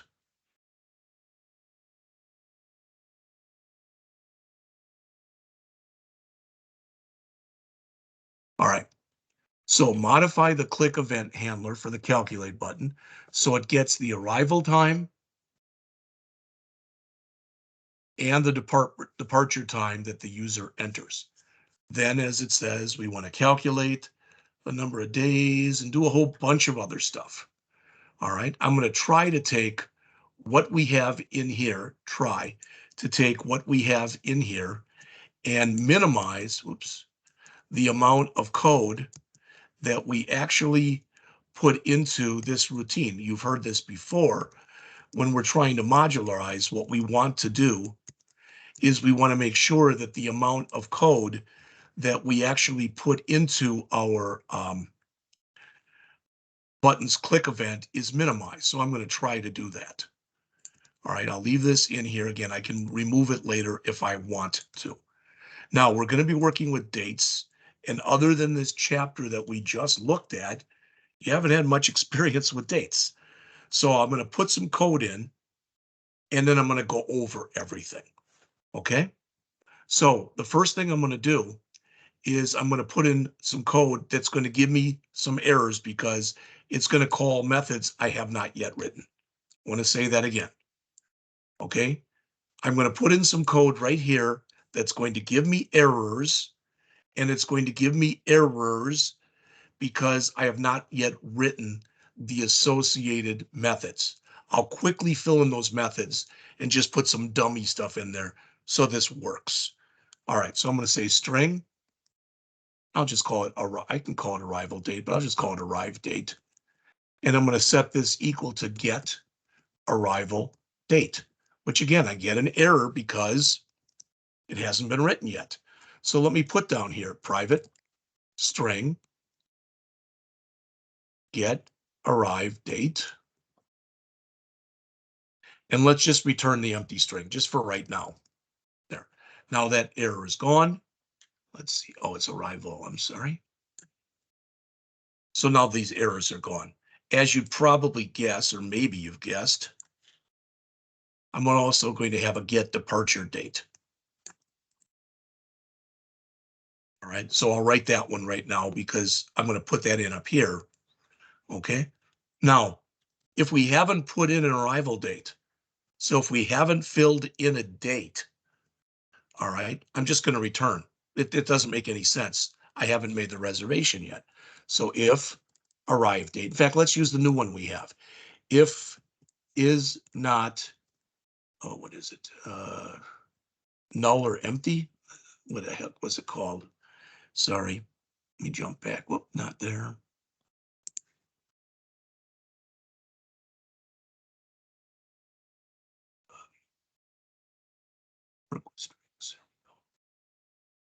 And let's find that. How to work with strings. See, what I'm trying to do here is just use some of the stuff. So as it's explained to us, all right, there it is null or empty.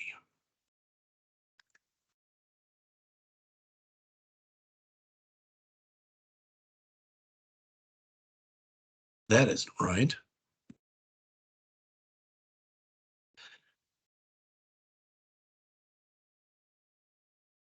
Empty.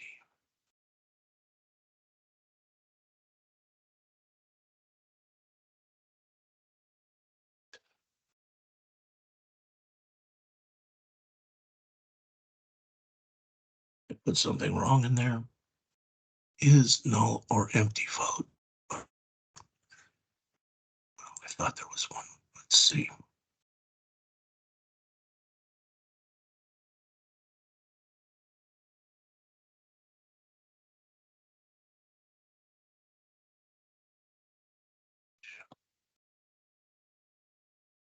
Well, I wanted to make that work.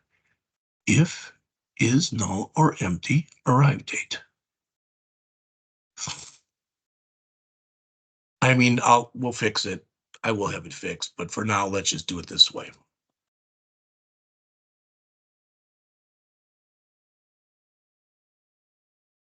All right. So if that's the case, I'm just going to return. There's no sense in going on. All right. Then I'm going to kind of basically replicate this, but now I'm going to say string depart date. And that's going to be equal to get departure date, which I just wrote down below. And again, if depart date is equal to nothing, then I haven't done a departure date yet. So again, I'm going to return. Now, I could have done this with tries. There's a lot of ways this could be done. I'm just using ifs, but you should now, all of you should be comfortable in the fact that this, all right, is calling that method. If the method returns nothing, I'm done. This is going to call another method. If it returns nothing, I'm done. All right, so let's write these two methods. All right, now this is where we're going to use some of the date time stuff that we haven't used yet. And I tried to use quite a bit of it on purpose, just so you could see how it's done. So I'm going to say date time today equals date time dot now. I could put now in there. I can put today in there. Okay, it doesn't matter. If I put today in there, I'm just getting the date without the time. I put now in there, so I'm getting the time as well. It really doesn't matter. All right, and I'm going to create my own date time variable here. That's going to be called arrive date. Okay. All right. Then what that value is going to be, all right, what that value is going to be is whatever I choose right here. All right. But there's going to be some checks I'm going to have to make on it. So let me write this. It's about 5 or 6 lines. AD is just arrival date.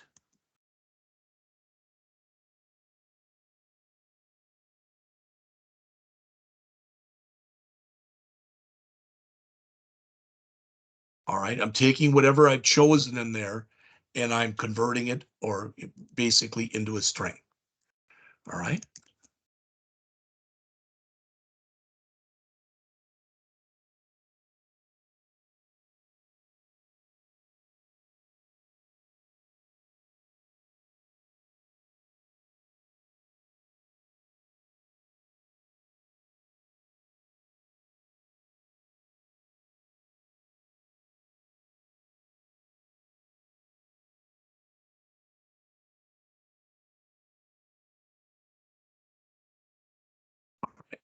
This is going to try to parse it.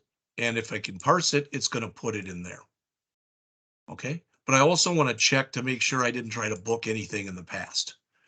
So if I try to parse it and it doesn't work, all right, I didn't use the result right here like I've been doing. I'm just doing it in here. So if either this fails or this fails, remember it's an and, so they both have to be true. So it has to be a valid date, and it has to be a date either now or in the future. All right, so if that's the case, I'm going to call my show error message, and I'm going to say you cannot set an arrival date in the past.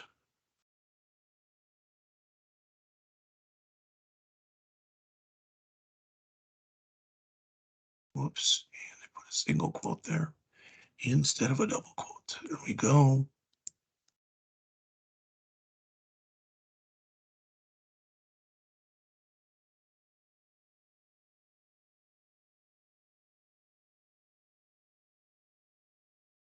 So if that's the case, I don't want to return anything. So I will return nothing. All right. Otherwise, if it gets down to here, I chose something valid.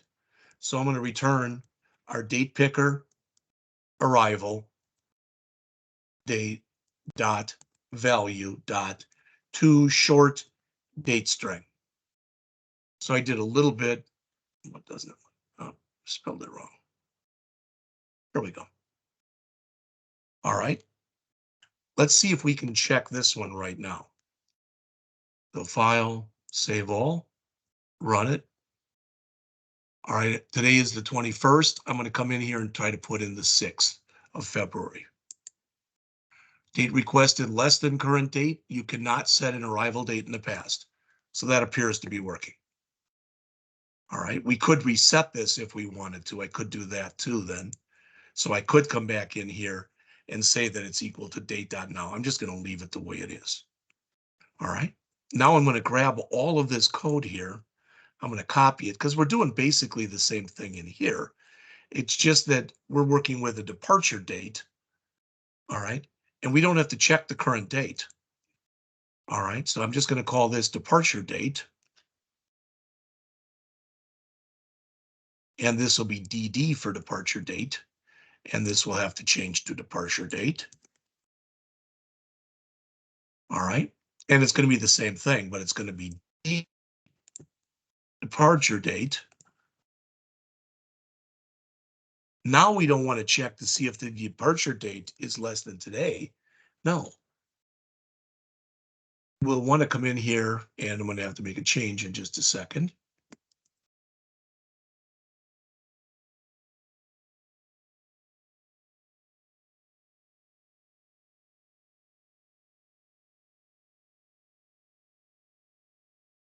What I need in here is I need the arrival date. All right. And I don't have the arrival date right now. So what do? Well, when I call it from up here, when I call this, where are we? Right here. We're calling get departure date. I can pass in here the arrive date.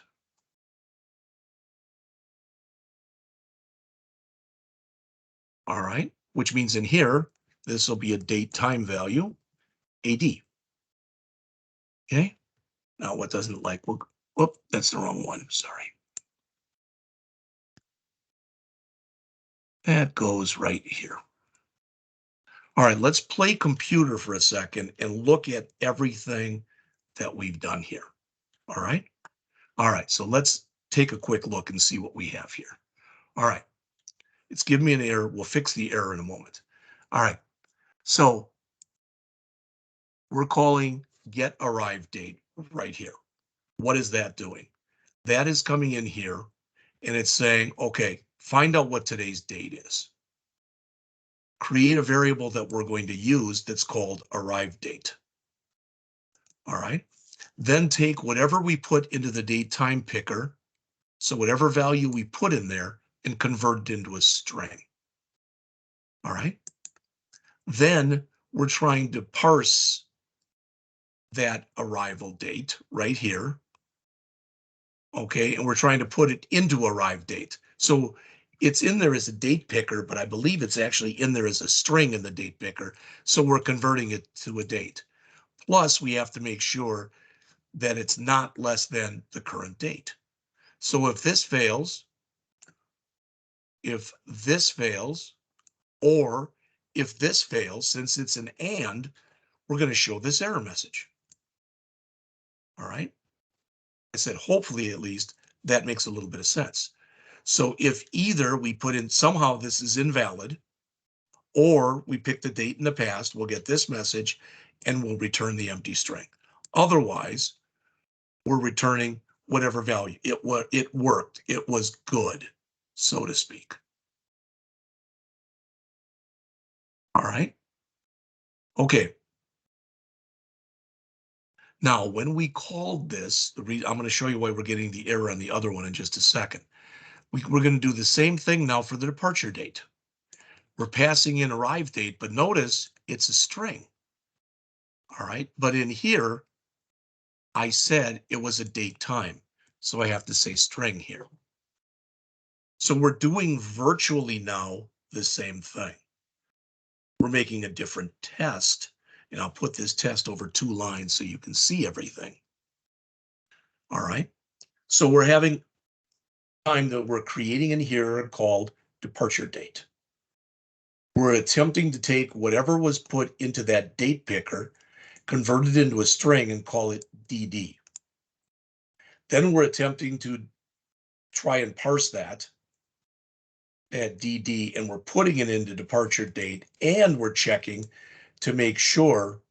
So if this fails, or if the departure date is less than the arrival date, all right, well, this is a wrong message then. This will say something like departure date must be later than arrival date.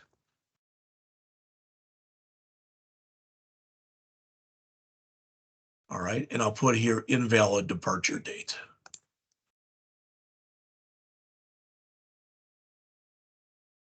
And probably because it'll read a little better, I'll change this one to invalid arrival date.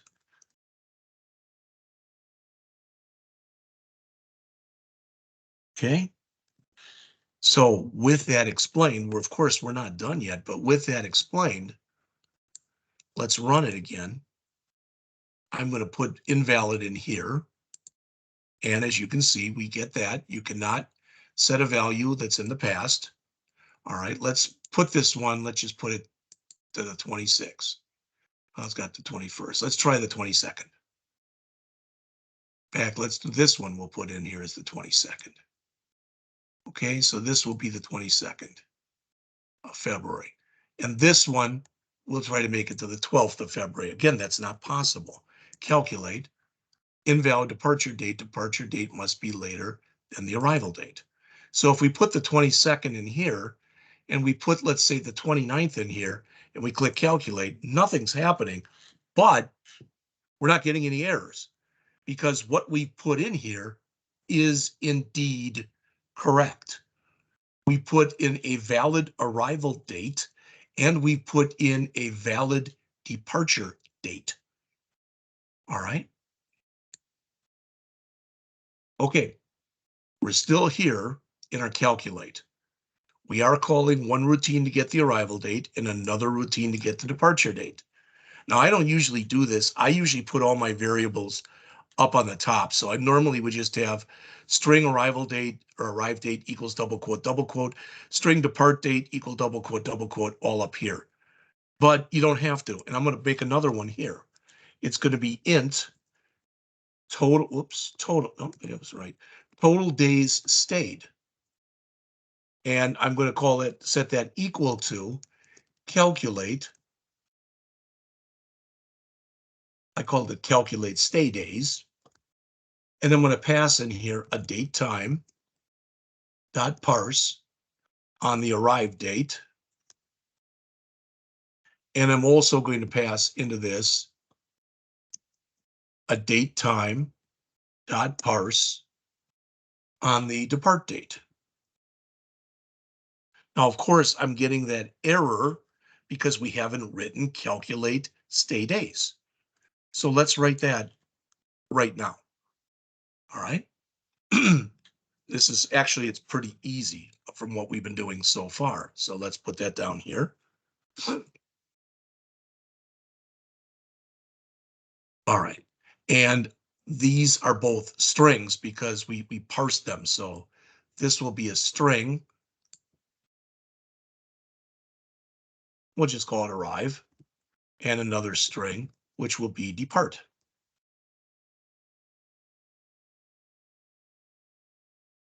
Okay. All right. So this is when we want to calculate the number of days. I did it like this. This is by no means is this the only way that this should be done or could be done. All right. But let's see. What did we do up here? We did, when we call this, we calculated the stay days. You already saw that. All right.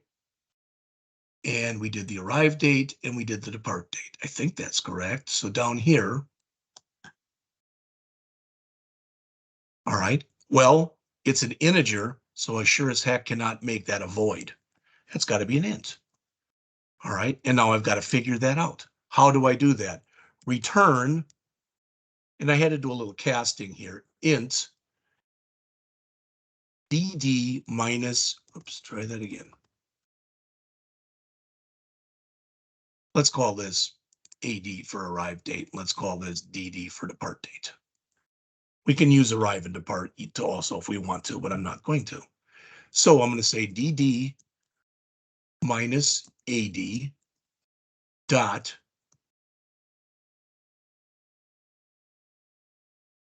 total days. All right. Doesn't like something. Let's see if we can figure out what. And I was wrong here. This isn't a string. This is a date time. We did a date time dot parse on this. So that's a date time, and so is this. All right, my errors should be gone. So what are we doing here? All right. I already explained the other stuff, but let's get down to where we are right here. We want to calculate the total number of days. All right. This is going to take that arrive date and it's going to turn back into a date. This is going to take the depart date and turn it back into a date. Again, this is not the only way of doing that, but I did it this way so you could see the usage of date math. This right there, I believe that does that total number of ticks, but I don't want that. I want the number of days. How did I figure that out? I didn't know how to do it. I didn't remember how to do it. I went out and Googled it. All right. And I think it was the one from C#corner.com that I used. I'm not positive. All right. So what's left? Well, we have to calculate our cost. All right. So far, we figured out an arrive date. We figured out a depart date. We figured out the number of days we stayed. And so the next thing that we want to do in here is to calculate the total cost. And again, we'll get an error because this hasn't been written yet. It will need the arrive date, the depart date, and the total days stayed. So it'll need all of these. Whoops. So let's grab this and I'll write it down below the last one we just wrote.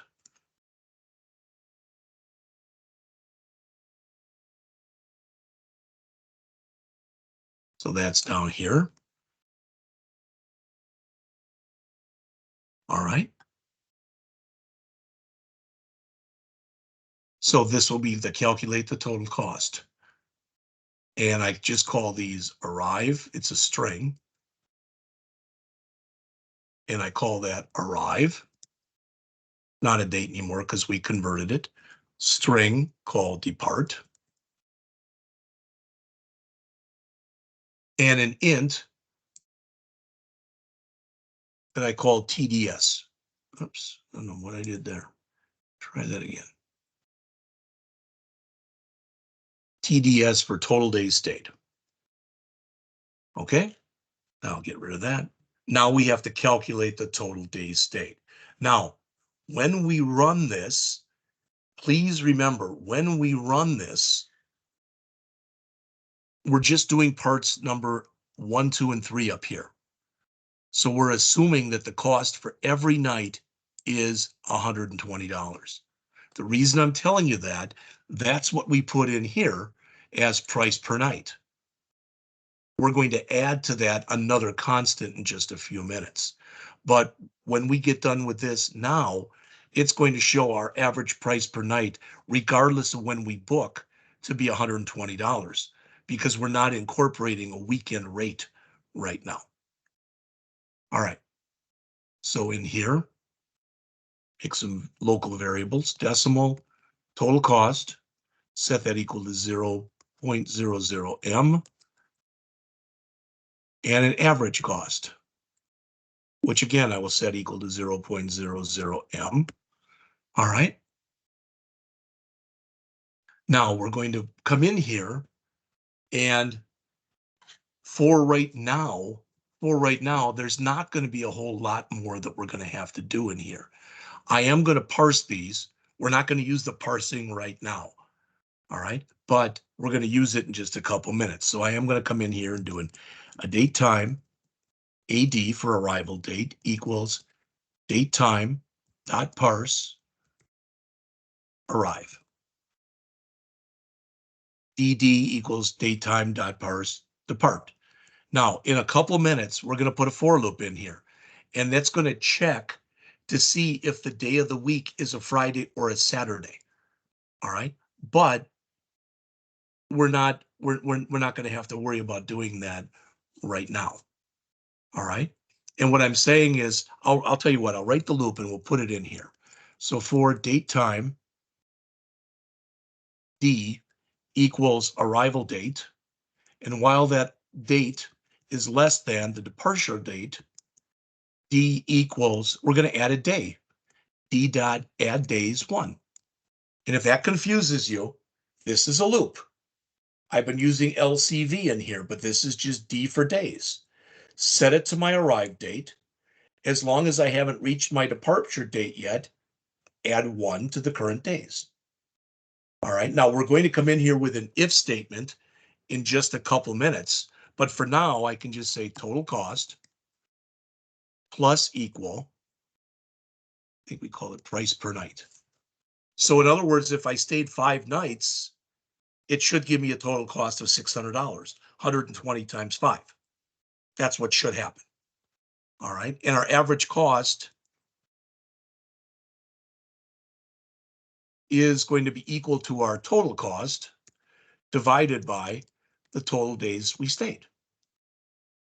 All right. Then we'll come in here and we'll say txt number of nights dot text equal, let's use some string interpolation, and I won't even put the parens in here this time. All right, so we got our $sign, and this is TDS, total days stayed. All right. Oops. Okay.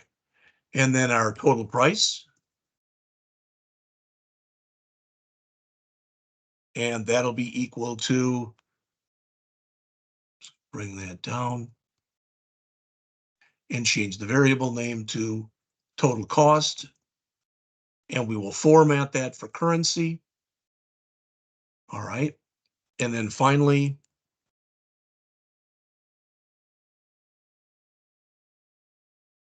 do that again, and this will be average cost.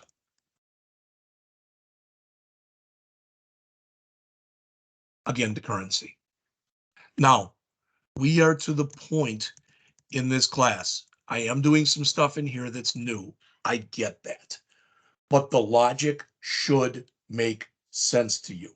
So in other words, if I came in and did this, I said I booked, let's just say for tomorrow night.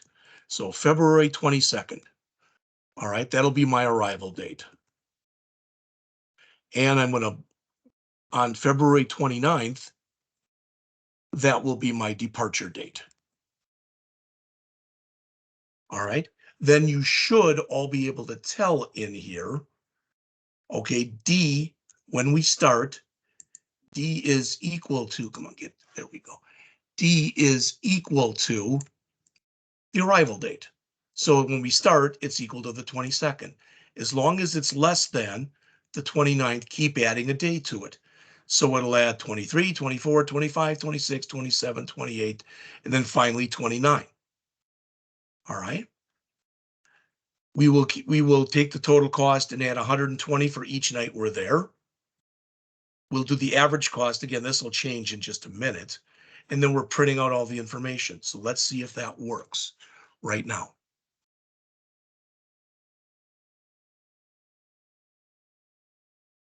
So I'm saying I'm going to arrive on the 22nd and I'm going to check out on the 29th. Calculate.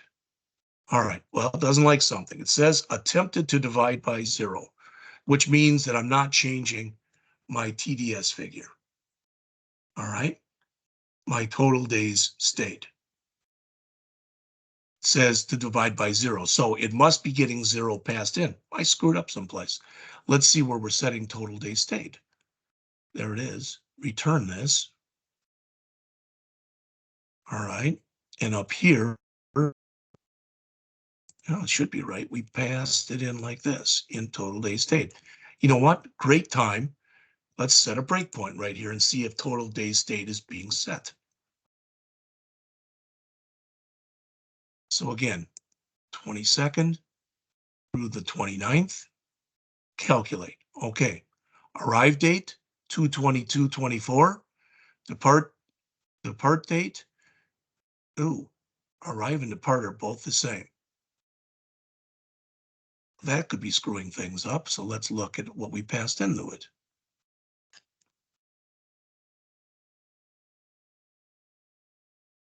Depart date. Depart date, depart date. Arrive date, arrive date. Get arrival date. Notice right here, I'm returning the time picker from arrival date. And I didn't change this to DTP depart date. That's probably what the error is. So let's double check. All right, I'm going to do a file, save all. I'm going to leave the breakpoint in there. The 22nd through the 29th. Click calculate. Now arrive date is 2/22. Depart date is 2/29. Total day stayed is 7.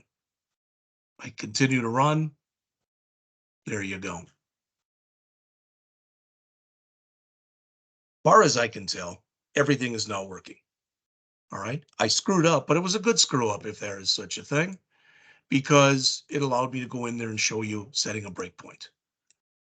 Okay, let's delete that for now. All right, so we've now done 1, 2, and 3. All right, I'm going to go till 10:30. We'll take a second break then. All right, so we've now done this. We created the GUI. We modified the click event of the calculate, so it gets the arrival and the departure date. And then we calculated the total price on an average of on $120 a night. And then we calculated the average price. Then we displayed the results. Okay. We tested it to make sure it worked correctly. It didn't, but we fixed it. So the average price was the same as the nightly price. That's good.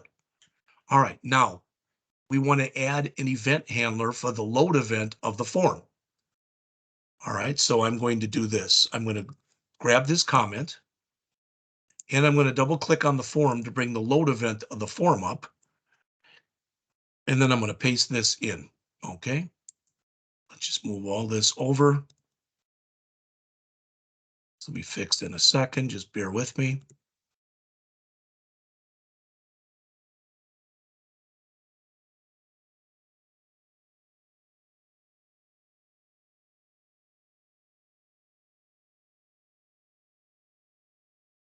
Go.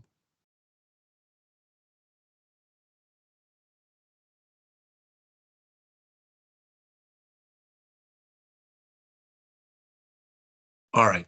So as it says, add an event handler for the load event of the form. That's what we're doing right now.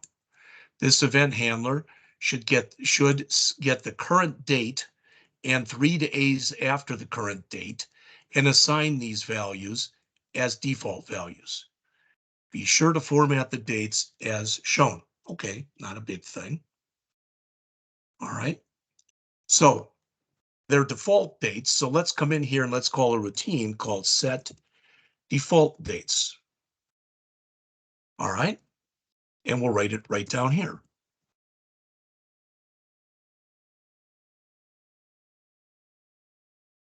We want the current date to be set to today. So DTP arrival date dot value equals date time. We don't need the now, so let's just make it today.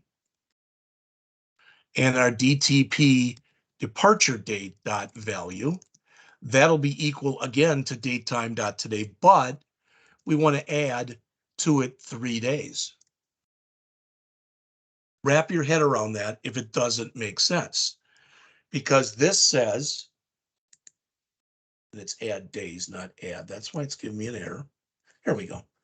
This says set the date time picker for the arrival date to today. This says set the date time picker for the departure date. Since today's the 21st, it should be set to the 24th when we run this. Let's just check. So file, save all, and let's run it. Gives me an error. Okay, what's my error? I don't know, it went away. But it's the 21st, and that's the 21st, so something's wrong. DTP arrival date. Date value, date time, not today. DTP departure date. It's telling me something is wrong here. Okay, it doesn't like my application.exit here. I don't know why. I'm just going to paste, try to figure that out later, but I'm just going to put here close. Okay, I just don't want that error to be here. There. So let's run it. There's the 21st and there's the 24th. All right, so we set them to the defaults. We don't have to do this. We weren't told to, but in my clear form, I can also do the same thing here. All right, so in other words, rather than setting this right here, I can call set default dates. I don't have to do that, but I can. So when I come in here now, I'm just going to reset this just so you see it. And when I click clear, it should set it back to the 21st and the 24th. And it does. All right, so that's done. That was the first thing we were supposed to do. All right, what else do we have in here? Add code to the is within range method to make sure that a value is within a date range that includes the minimum and maximum. I did mine differently. I didn't use these. All right. So if you were given this as an assignment and you were told basically to do it this way, right here, then it would be expected that you would follow all of these. All right. Okay. Now we want the weekend price to be 150 and the non-weekend price to be 120. So I'm going to come in here and I'm going to change this to NW price per night. It's going to give me an error because I'm already using it later on in the program. And I'm going to add another one. So this is going to be WE price per night. So the one is going to be non-weekend price per night is 120, and the weekend price per night is going to be 150. Now we get an error because we're using that here. And I'd already mentioned to you, we're going to have to change this. So I'm going to change it now. All right. So let's just take that line and comment it out for now. So I'm going to say day of week, DW equal D dot day of week. Why am I doing that? Because that's going to either give me the word Friday, the word Saturday, the word Sunday, the word Monday, the word Tuesday, the word Wednesday, the word Thursday. All right. So now I can say if D dot day of week, D dot day of week, if it's equal to day of week, and this was in your book, day of week dot Friday, or D dot day of week equal day of week dot Saturday, those are when we have the higher rate. All right. So total cost plus equal, what do we call it? The weekend WE, price per night. Otherwise, we can bring this line back again. Have to change it.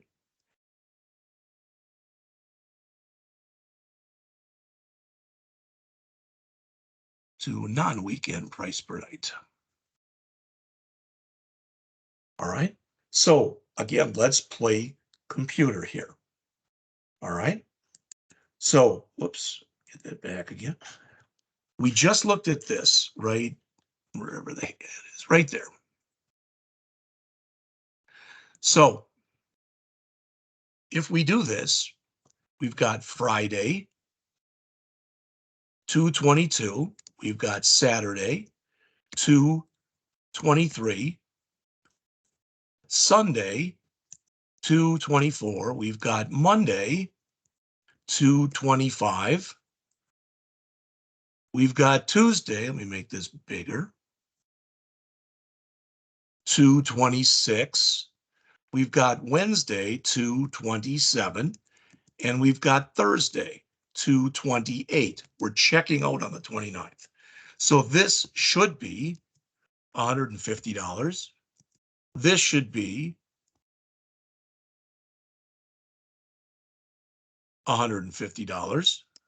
And all the rest of them should be $120 because the weekend rate is only for Friday and Saturday.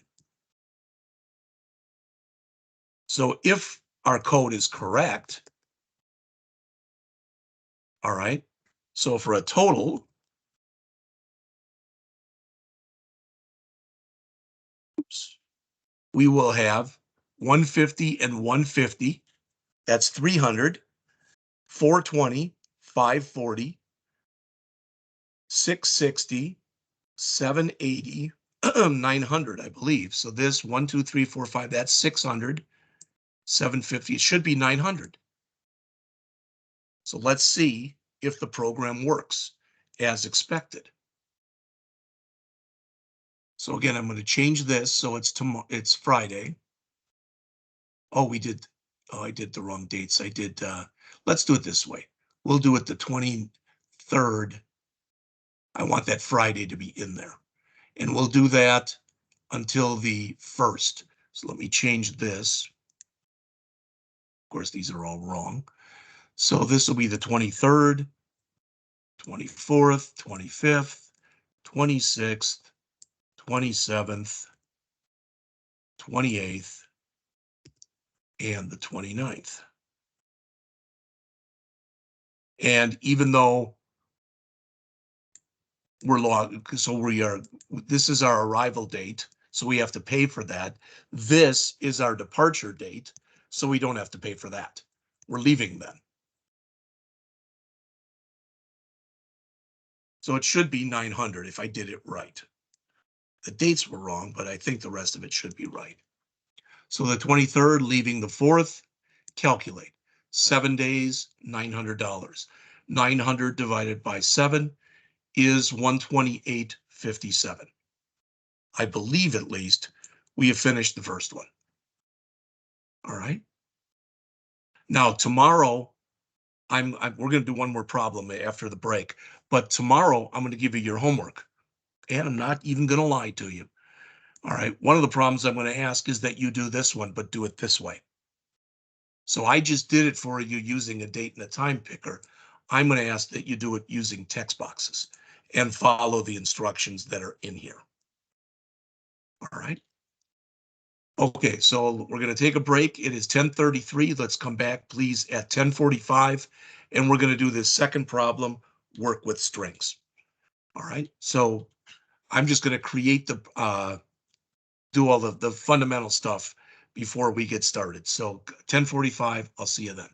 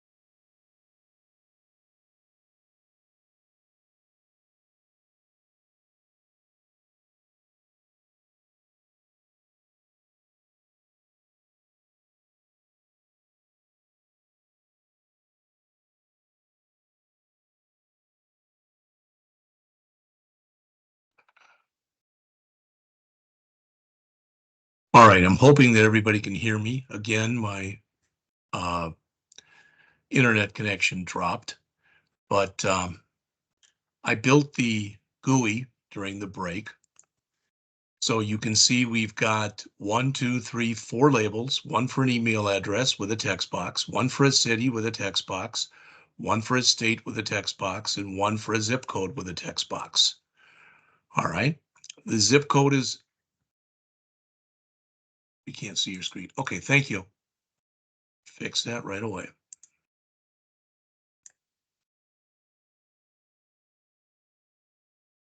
All right, hopefully now you can see my screen.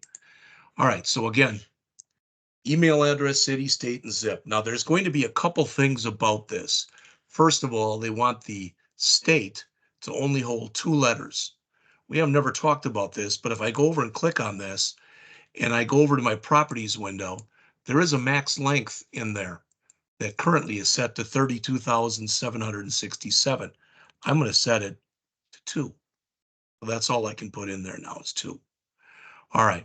The zip code, I know it can be 5 numbers, a dash, and 4 numbers, but I'm going to set it to just to 5. Like that.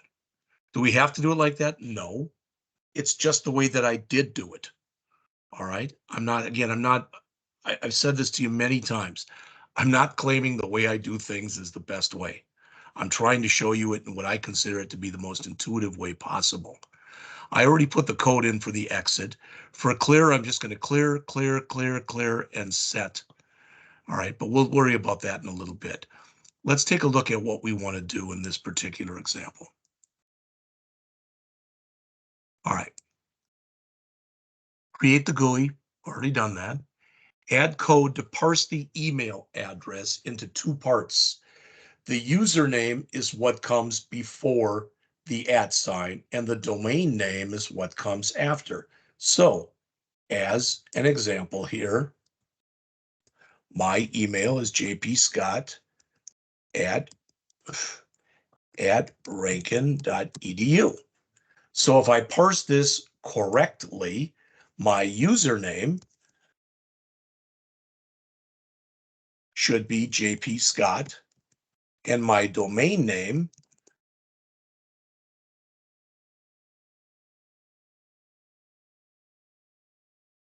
should be put your fingers on the right keys, rankin.edu. So that's what should happen there when we do that. We want to check to make sure that the email contains an @ sign before you parse it, and if it does not, display an error message. We want to remove any leading or trailing spaces, so we'll use trim. And we want to display the results in a dialog, something like this. Then for the address, so if I put in for an address, okay, it's got city, state, and zip. So if I used Wentzville, so let's say that in here for the city, I put in Wentzville. For the state, I put in Missouri. And for the zip code, I put in 63335. It should format it so it looks like Wentzville, Missouri, 63385. So if this is our input, our output should look something like this. And if this is our input, our output should look something like this. Hopefully, all of that makes sense. All right. It says to do that, create a string that contains city, state, and zip code, and then the insert method to insert the appropriate characters. Okay. Be sure the 2-letter state code is in uppercase.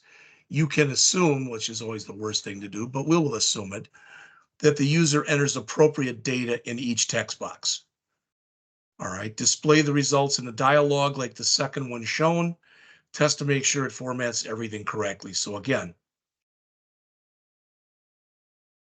if we put ann@muroc.com, we get username Ann, domain name muroc.com, like I showed you. If we put in a city of Fresno, a state of California, and a zip code of 93772, we get this city, state, zip, colon, and then Fresno, California, 93722. All right, these steps right here are the exact same ones that I put down into the comments. Okay, so this is the one that we're going to do right now. All right. Now, you weren't told to do this, but I used, I don't know, like 8 or 9 constants in here.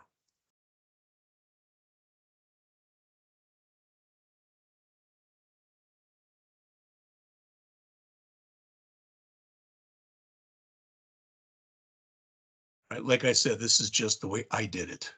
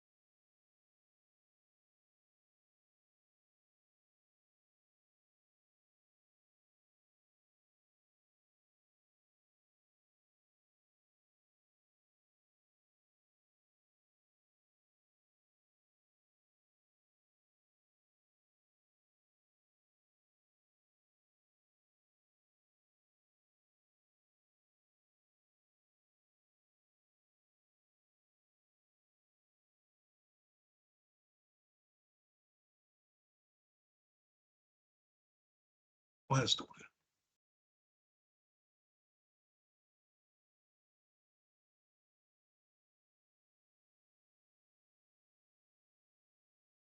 All right. So again, I may not have totally followed what they said to do in here, but this is the way that I did it. All right. Just leave it like that. That's fine. So I've got a bunch of constants here. This will be the error that'll come up if we didn't put in an email address. This will be the error that will come up if we left the @ sign out. This username and domain name, these that you see right here, they will be the username and domain name that you see right there. The city state zip will be, whoops, that city state zip that you see right here.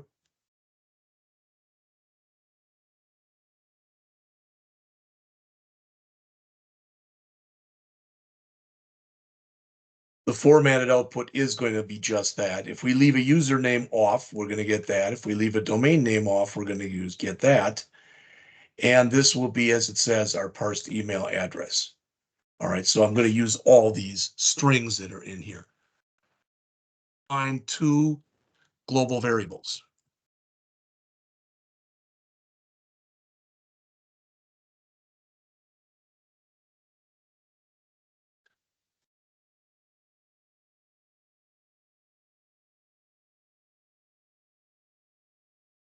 All right, they were string MSG and a string array that I called pieces.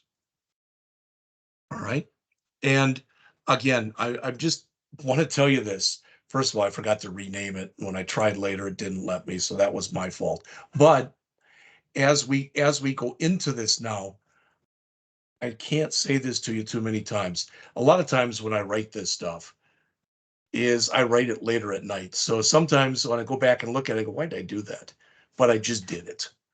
All right. So this is what you're getting because this is the way that I wrote it. So for the parse email, I'm going to call a routine call parse the email, which of course doesn't exist. That's why I'm getting this error message. So let's put it right below. All right. Private void parse the email. Now I did try to be a little better in here.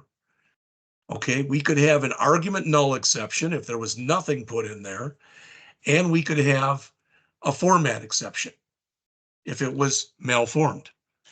Okay. And if you say, I don't get it, just watch if you would. All right.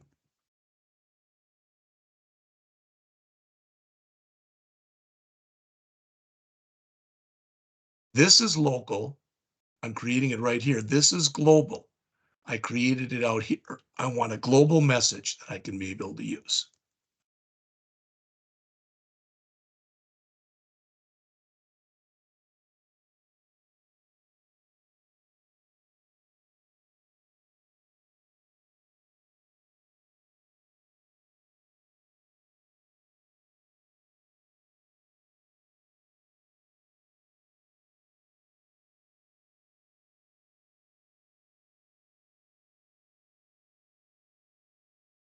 And you're about to learn something new in just a couple minutes. So,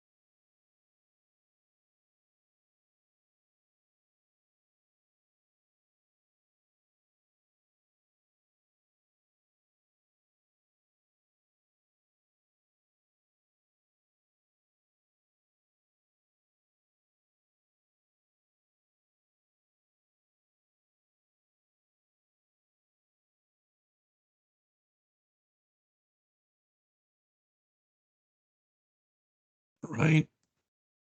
Okay. All right.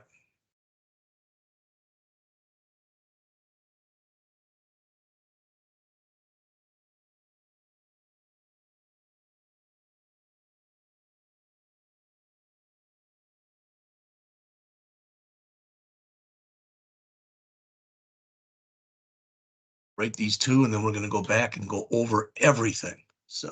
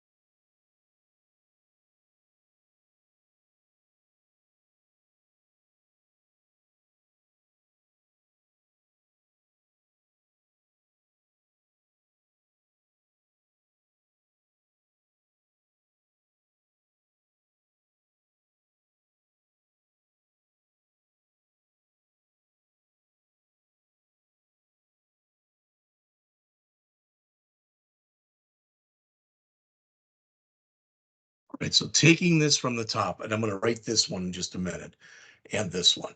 This is the is present that we've looked at before.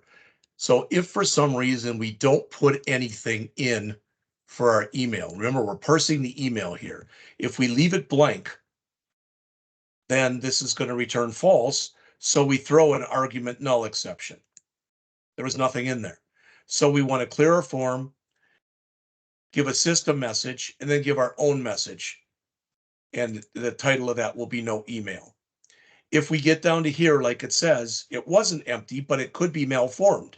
So we're going to call contains an @ sign. If it doesn't contain an @ sign, we're going to throw a format exception because it was formatted incorrectly. So again, we'll print an error and we'll say malformed. All right, so let's write the is present and the contains an @ sign. Right now, we'll write those down here.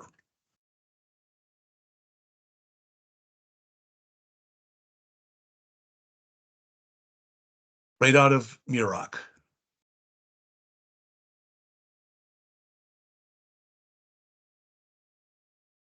Except I use ret val where they use success, but you know.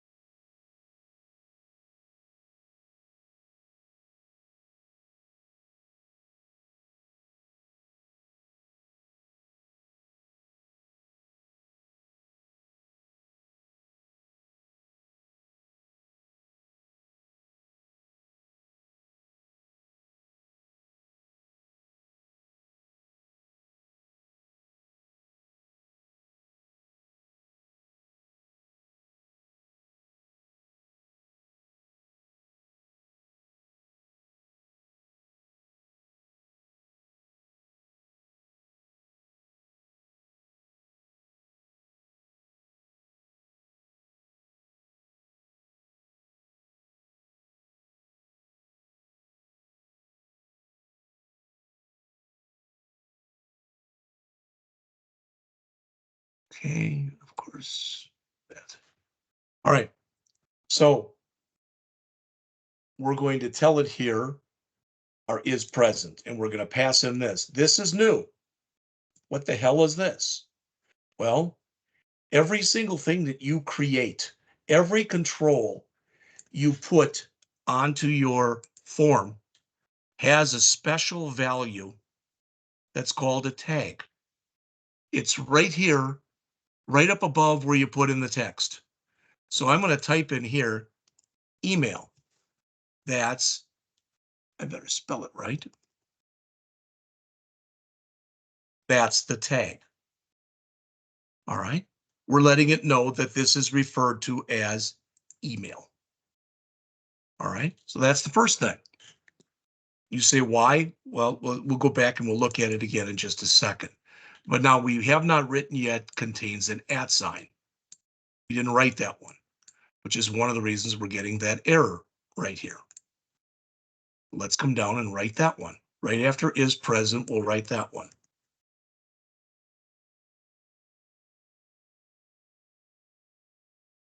All right.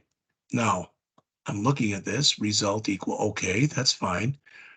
We're not returning anything here, which is why we're getting that error. So we'll fix all these in a minute. I'm just going to return true just so that those errors go away. All right. So contains an @ sign, just like before. This will be string value, string name. I'm writing my own here, contains an @ sign, but I'm doing it like Muroc does. All right. But again, I'll do my bool ret val equal true, and my message will be equal to nothing. All right, so if not value dot contain, oh brother.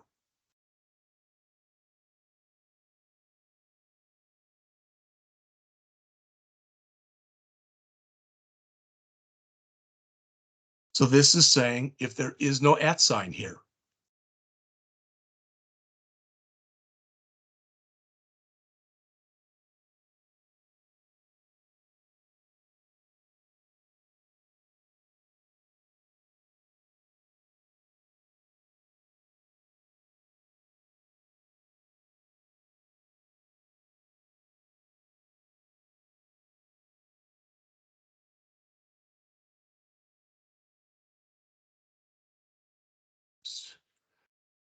Heck.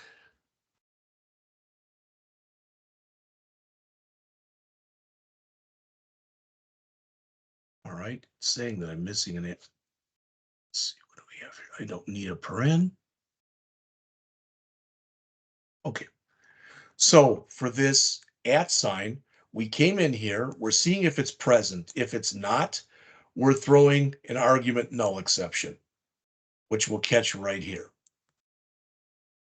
What we could do, it'd be kind of nice, is we could say txt email address dot text dot focus. There's nothing in there, so there's nothing to remove. Here,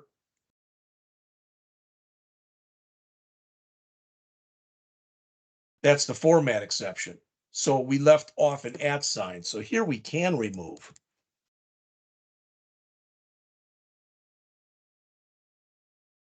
And then set the focused. Let's test those and see if those work. We haven't parsed it yet. We're just seeing whether or not that stuff works. Oops.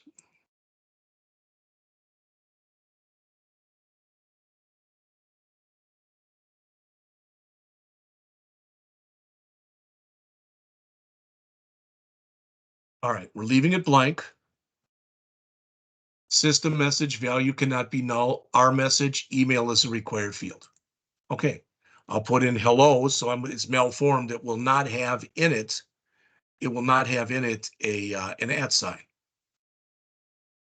One of the identified items was not in there. Does not contain an at sign. Okay, that all looks like it's working so far. That's at least a decent start.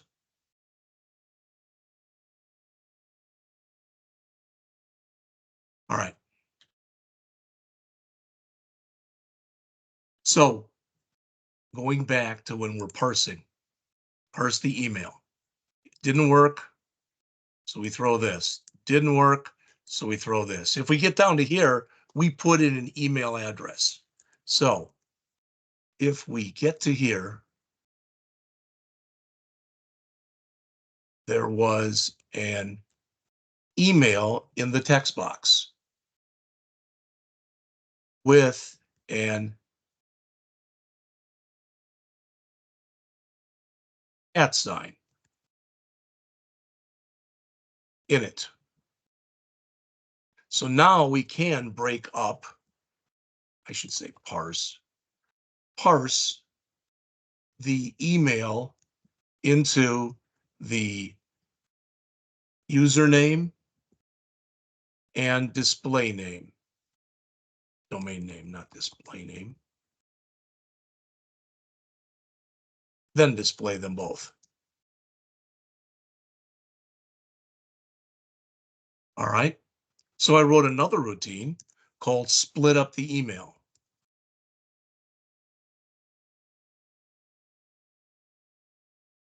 Okay. And we'll put that one right after our contains an at sign.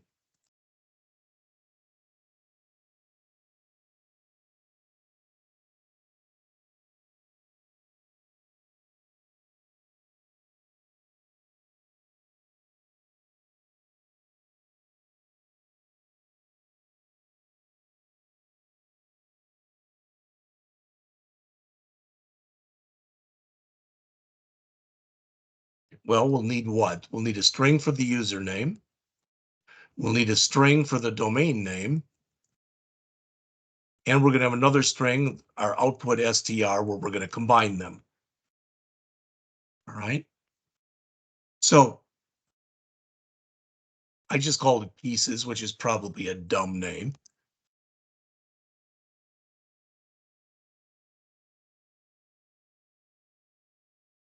And I'm splitting this on the at sign. So this at sign will have two things in it. What's to the left of the at sign will become the username. What's to the right of the text of the at sign will become the domain name. So the username is equal to pieces 0, and the domain name is equal to pieces 1.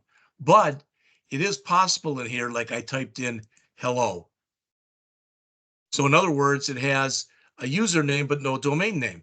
Or I typed in at hello.edu. So I have a domain name, but no username. So I've got to check for that as well.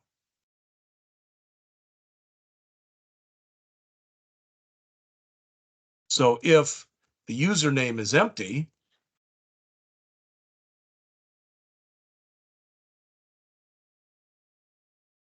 all right, I can do whatever I want to do. But what I did was I did a show error message. And I said, do we have a nothing entered for username? No username, none. All right, I just use that for, whoops, I use that for my heading on here. Get that back. So I came in here and I said, no user name was entered, NUN. Okay, if that's the case, I can say txt email address dot text equals nothing and txt email address dot focus. All right. Then I got to make a similar check for the domain name.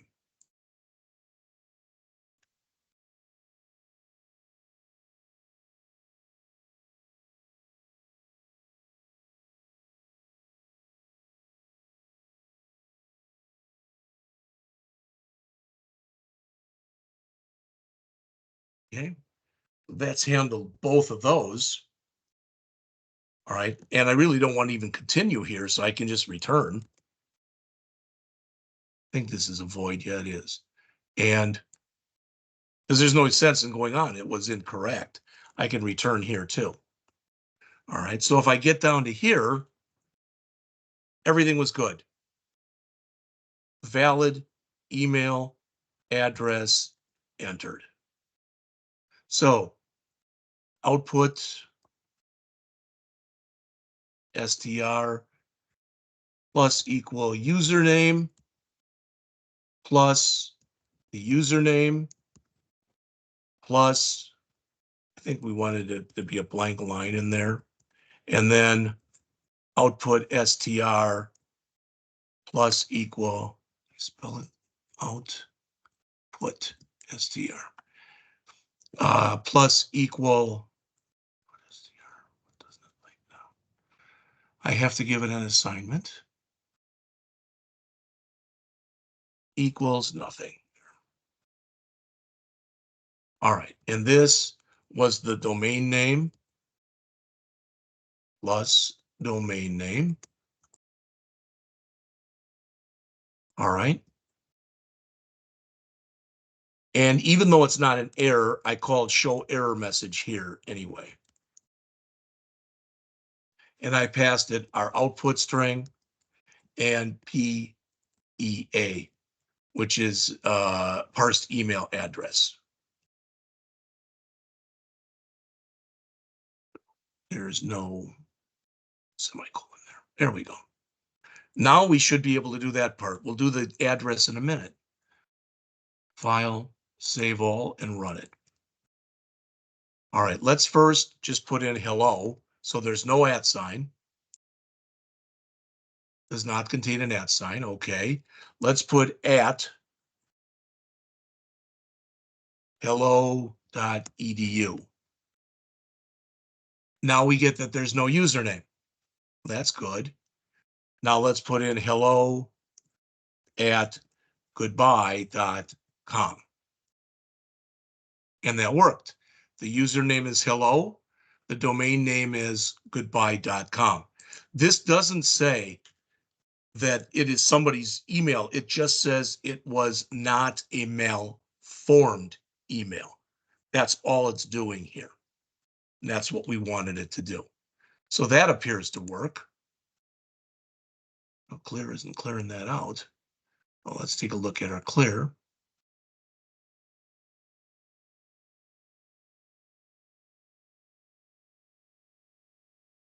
We didn't write it.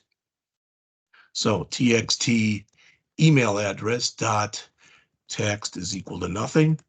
Txt, let's just do all of them. So city dot text equals nothing. Txt state dot text equals nothing. Txt zip dot text equals nothing. Txt email dot focus. Run it one more time. Put my stuff in here. Parse it.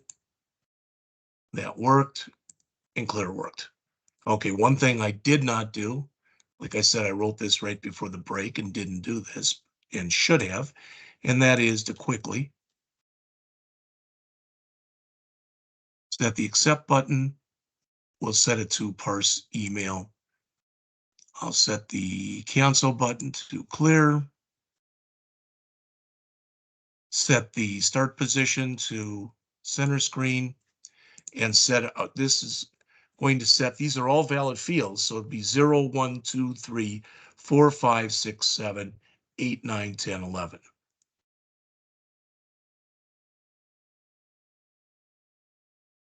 0, 1, whoops, let me try that again.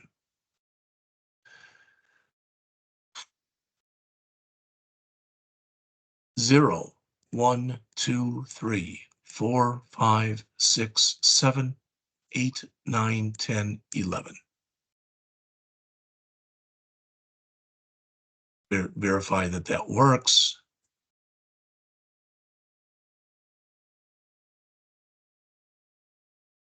That did work, and that works. Okay, so what's left then is to format the address, this one.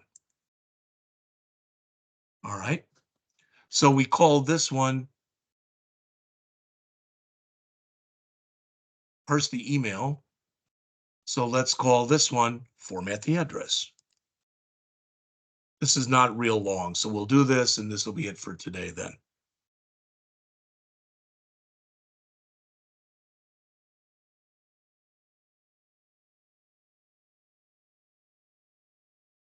All right.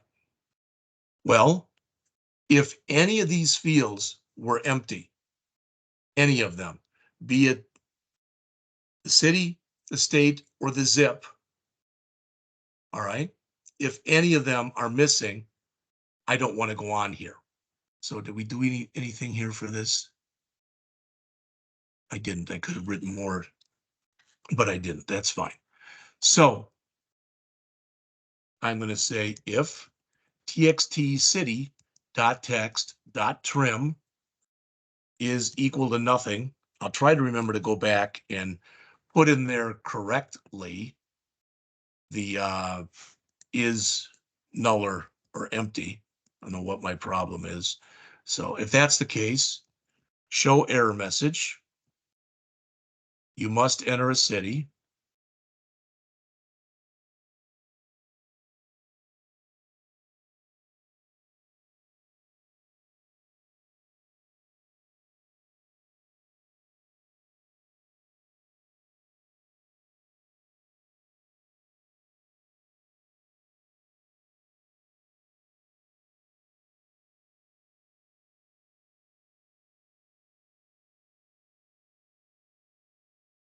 All right. And I'm going to grab this. And I'm also going to do it for state and for zip. Again, there's better ways of doing it, I'm sure, than the way I did it. Probably could have written one routine and then just passed in what it is I wanted to work with, but I'm just doing it the way I'm doing it. All right.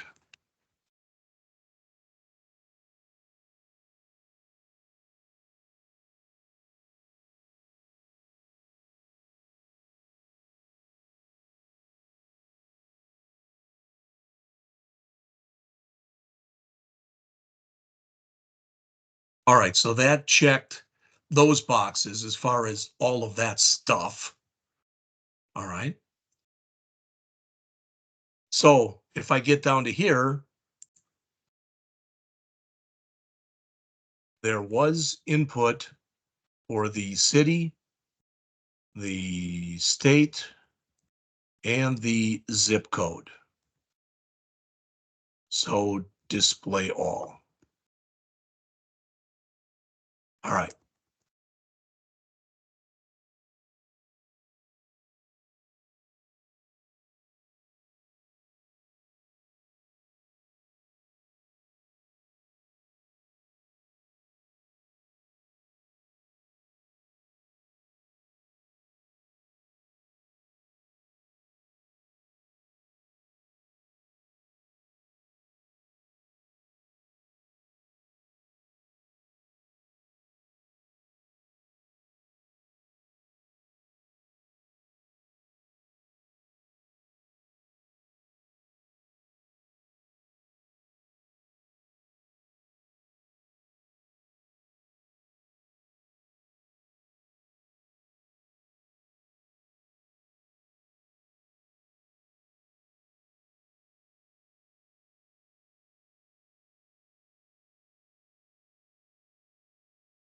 Again, this is not an error, but I'm calling show error message. I could have written another routine, but I didn't.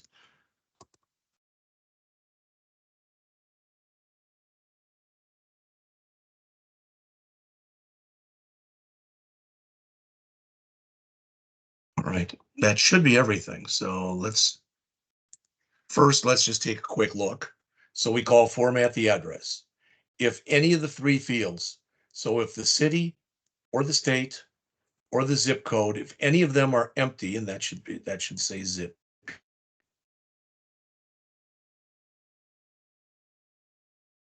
All right. We set the focus to that field and we just return. So if we get down to here, they were all filled in.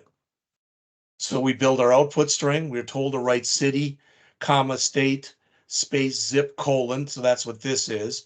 Then it'll write the city, then it'll write the state, then the zip code, and it'll show it like that. So let's see if this works. We'll start by putting nothing into these and clicking format address. You must enter a city. And in our test that they gave us, we've got Fresno CA 93722. So Fresno, we have no state. Now I'm going to put a CA in here and notice that I can't put anything else in because I set the max length there. All right. And this was, if there's nothing in here, must enter a zip 93722, format the address, and there it is. So that appears to work. One thing I didn't do in mine that I could have done, whoops, and that is where we've got the state. I could do a dot to upper right there because we were told to expect they put invalid input, but now if they put in CA in lowercase, it should put it in uppercase. So let's try it again. Let's do all of them.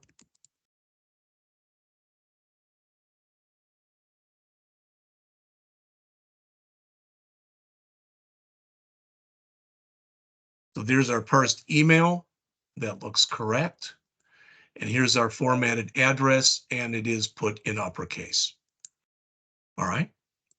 So that's what I had for you today. What I plan on doing tomorrow then is to go over chapter 10. Oops. Go over chapter 10. And this, I've mentioned this before.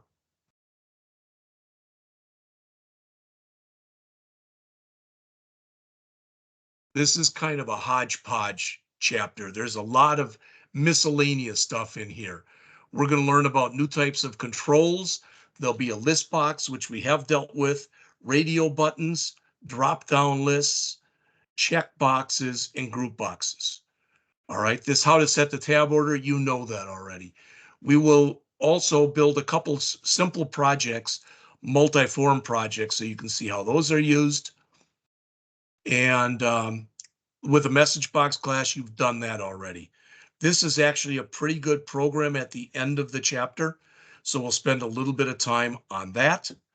And then when we get done with that, we will go back and we will do the programs for chapter 10. So this convert lengths. Now you might say, well, we already did something like this. Well, first of all, this is a drop-down list. And we will set it up. So this literally, when you start to run the program, this will have the word from in it. This will have the word to in it. So notice we chose meters to feet. Let's say we click drop down and we had feet to meters. Then this would now say feet and this would now say meters. So we'll do that. We've got 6 different types of from and to conversions. And then when we get done with that, we'll do this process lunch orders. All right. This was, for lack of better words, kind of intricate to draw. So I will actually draw the whole thing for you, not because I'm that good, but you'll have to do a little bit of drawing on your own when you do the test next week for chapters 9, 10, and 11. All right, this one, as you can see, works with radio buttons and check boxes, and it'll have some text boxes in here and some buttons. And this is in one group box. This is in one group box. This is in one group box. All right. So that's what we're going to do tomorrow. All right. I think it's close enough. There's a half hour left, but we've gone a lot and I didn't give you a last break. So I'm going to call it a period. Thanks for sticking around. I will see you tomorrow at 8:05. Thanks.